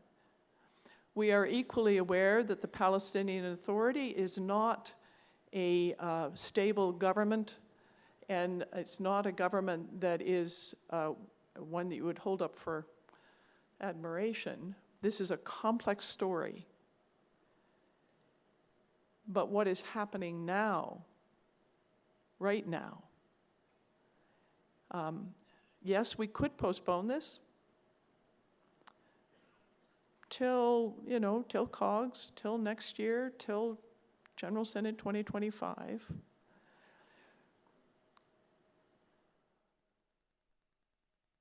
I don't know if I can say this from the chair, but I'm asking you not to do that. Because a statement at this time would give us some strength in speaking with our government. It would be a sign to our Palestinian partners who are desperate for support, and to know that there is support for people who are the original Christians of the Holy Land. Thank you. I realize I'm pushing the role of the chair slightly here, but this has been important. I hear the opposition, and I do hear the concerns about our process. And we will take that very seriously as we consult on the part that's been removed. We did also have a letter of affirmation from a Jewish national organization for what we have written. Microphone 2. Michael Shapcott, Diocese of Kootenay. First of all, I want to say thank you, Your Grace, for that clarification, which I think was good, because my question was going to be around number 1 in this resolution about responding to opportunities for solidarity and advocacy, including specific incidents of human rights violations. We heard this just a little while ago from our youth delegation in a more general way of some specific concerns.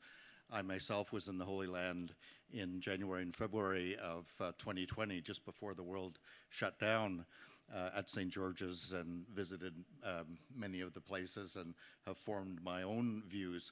But I wanted to just say I think it's critically important in this complex, dynamic situation that the moral voice of the Anglican Church of Canada is clear, speaks with justice, speaks with clarity on it. And so my question, really, I think you've provided some clarification. Is there any inhibition by removing that clause about consultation that would prevent us, and specifically prevent you and the National Bishop, from responding to opportunities for solidarity and advocacy? Do you feel that you would have to stop and consult before responding? Because we have, if I may just say, I realize it's not part of the formal motion, but we have the statements for the World Council of Churches in the supplementary material, and I think that there's a very clear position set out, which you've also articulated from the chair. So I would hope that there's not going to be any disinhibition, if I can use that word, to number 1 in this resolution. And if there was, I think some of us would have to reconsider supporting this resolution. Microphone 1. Elizabeth Green, Diocese of Algoma. And I'm standing here in full support wholeheartedly of this resolution. I thank you for it, and I highly commend and thank the authors of this resolution who so courageously and did their due diligence on including everything that we need to know to help educate, to guide, and to help to raise our awareness on the very on the issues, especially the increase of violence towards Palestinian Christians and the violence and injustices around the settlements. Thank you also for the work of the webinar. I second Bishop Kevin on that. And Your Grace, thank you for everything that we just heard you say. Thank you. In 2017, on January the 1st of 2017, I knew nothing about the conflict and the injustices that are being perpetrated against Palestinians by the Israeli government. I knew nothing on January the 1st. On January the 8th, like so many we've heard, I took a trip to the land of the Holy One with a group of friends and colleagues from the International Network of Biblical Storytellers, and that was the beginning of my education. The trip that we took was, the pilgrimage was called Journey of Justice, and it focused on the experience and the stories of Palestinians and of Christian Palestinians.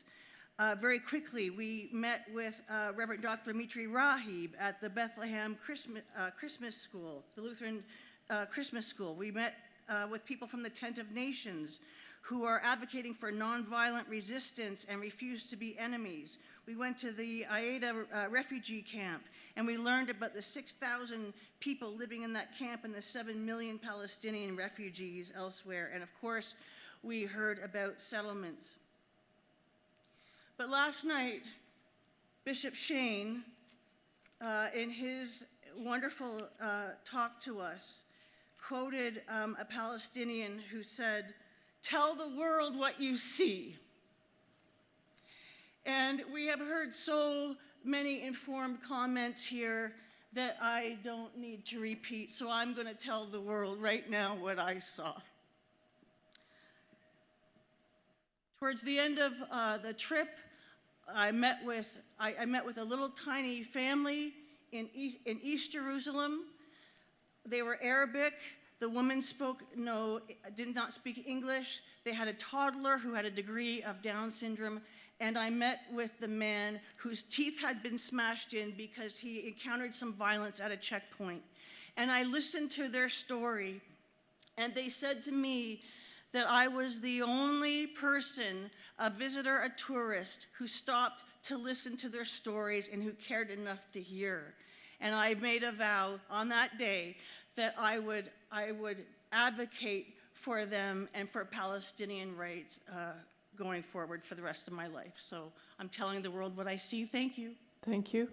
Microphone 2. I'm going to say that debate will stop with those who are at the microphone at the moment. Excuse me. Hello, Ken Breen from the Diocese of Fredericton. I had a chance to take part in the same Zoom webinar as well, and I'm certainly okay with the first 3 lines for sure. But I had 2 concerns. One is us getting into taking sides in a very complex part of the world. But the other part I have is when we have resolutions to it that include language that goes beyond the scope of our jurisdiction. So I was fine with like the first 6 statements minus number 4, but all the text after that, it strikes me as we're voting, if that's part of the resolution, that means we're voting on all of that too, and I'm considerably less keen on doing that. So I guess I'm wondering to what extent are we bound by everything that follows paragraph 6? Are we also voting on that, or is that more just information? Because I'm less fond of voting on that. It's part of the motion. Okay, well, in that case, I'm less fond of voting it on the whole thing because of that. Because then you're getting the stuff that's way outside of our jurisdiction and our what General Synod and what it can do. Thank you. Microphone 1. Jonathan Hoskin, Diocese of Brandon. Your Grace and members of General Synod, respectfully, I see that if we pass the motion, we potentially have no voice with the government in Israel, that they will not listen to us anymore. And some people will say that that means they heard us if they don't want to talk to us anymore. But on the other hand, I see if we defeat the motion, then we haven't given our support to our Palestinian Christian brothers and sisters. To me, that's an impasse. And having heard what our brother Bishop Bruce shared, who's not a stranger to interfaith dialogue, I'm just going to say the nuance of this discussion is not something we're going to wordsmith in this group of people at this time. And I want to put it on the table until our next General Synod. I move that we table it until our next General Synod. It can be reiterated to COGS in between times, but I'm very concerned about language that is going to either end conversation and silence our voice, and whereas as long as we continue to have a voice. You need a seconder in order to make that motion.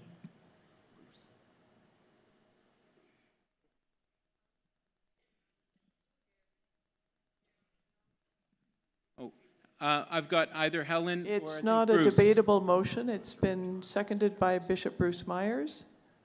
There's Okay. no further debate.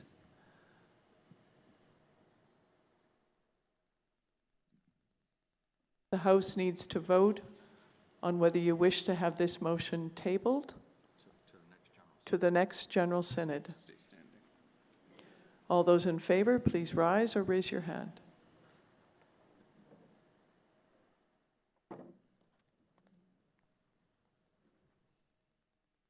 Thank you. Those opposed, please rise or raise your hand. The motion is defeated. We return to microphone number 2. Thank you, Your Grace. John Organ, Diocese of Western Newfoundland. I first went to Israel, Palestine in 1989 on a combined Queen's College, MUN University course for the summer, and was very, very, very much impressed with it all. And I would have to say that I was totally, totally in love with Israel and the whole Jewish situation there, and very, very proud of what had transpired and developed over the years. And I hadn't known the Palestinian story at all, really, and was partly introduced to it at that time in 1989. But then our church, through our church, went back. I've been back before, but I went back as a chaplain to the Archbishop in Jerusalem for the Diocese of Jerusalem for 3 years, 2012 to 2015. And basically lived among Palestinian Anglicans within Israel and within Palestine, within Jordan and Gaza. What I can honestly say to you about the situation is that we all know that it's extremely complex, but for both Israel and for Palestine, there are human rights issues and the dignity of human beings issues. Israel cannot forfeit the dignity of Palestinian people, and Palestinians cannot forfeit the dignity of Israeli people either. But the balance is more on Israel's side to determine their safety than it is on Palestine's side. They are a very, very oppressed people, and they're a beautiful, peace-loving people. If you go into the holy city, down in the old city as people call it, Palestinians are rubbing shoulders all the time with Israelis in close quarters. If they were such a violent people, there would be stabbings all the time. There isn't that. They live with humility, and they live with humility and grace. And they put up with it day in and day out. And after 3 years, I longed to come back to Canada, but I longed to come back to Canada because we're a more just society, even with our problems. And I lamented that human beings could be so mistreated as Palestinians are, proportionately. We have to speak. Every other day, a Palestinian is killed. And nobody hears about it, and nobody investigates it, nobody even looks into it. They're just expended lives. It can't go on like that. So we need to make a statement, so I support this motion. It needs to go forward. Thank you, Your Grace. Thank you. Microphone 1. My name is Connie Jensen. I'm from the Diocese of Calgary. Occasionally, and Your Grace, I think in many ways, you answered the question I'm about to ask, so I have to turn it now into a statement. Occasionally, if not often, events happen that appropriately require a public response from our leadership. So if this resolution doesn't pass today, is our primate and the Canadian Church, are the primate and the Canadian Church restricted in your ability to respond publicly on our behalf? And if so, how and for how long? Speaking for myself, I trust what you could say, and I believe the church needs that kind of support to speak publicly effectively. Thank you. We do have previous statements. However, this would be a stronger and current statement, but it is still possible. Is there a point of order here? Yes. I'd like to make a point of order. Yep. Could we take time to actually divide? I want to bring a motion to divide divide this, so we can actually. But you weren't in the order of speakers. But it's a point of order, so it's like cutting.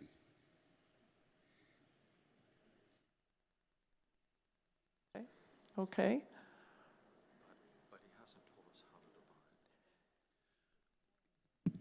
If we're going to Grace, could move I to have- dividing the motion, I think we need to adjourn the discussion, have the motion divided, and bring it back, because I know I promised you 5:30 and it's past 5:30. Yes. So I think since we have a motion to, or a point of order to divide the motion, I will ask that that be brought forward. We will find a time on the agenda to return to this discussion. We will take note of the one other speaker who was at the microphone. Sorry, Finn. And we'll come back to this. The agenda committee is going to meet over the dinner hour to try and see how much more we can fit in tomorrow. We obviously will not be able to do it all. Just before you move, could I ask a moment of silence and prayer? CBC is reporting that a tornado has affected communities in Mountain View County, Alberta. Numerous buildings have been damaged, although it does not appear that anyone was injured. We've seen the storms coming through around us over the last few days. We've been talking about climate change. We've been talking about the effects on people's lives. I just invite us into a moment of silence before prayer.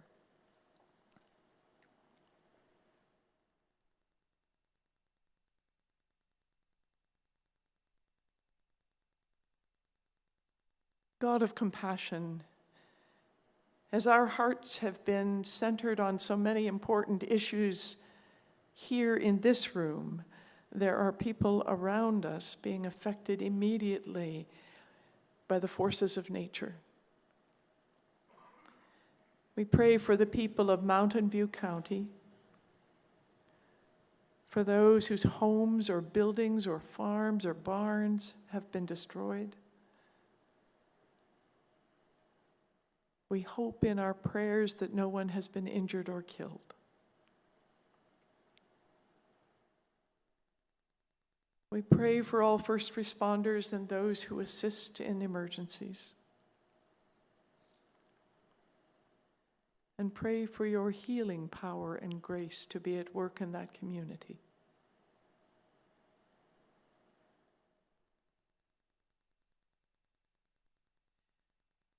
And now we ask for your grace as we leave for our meal. As we heard this morning, let us take a moment to give thanks for all who have been part of making it possible for us to be well fed. Especially those who serve us on a day that is normally a holiday.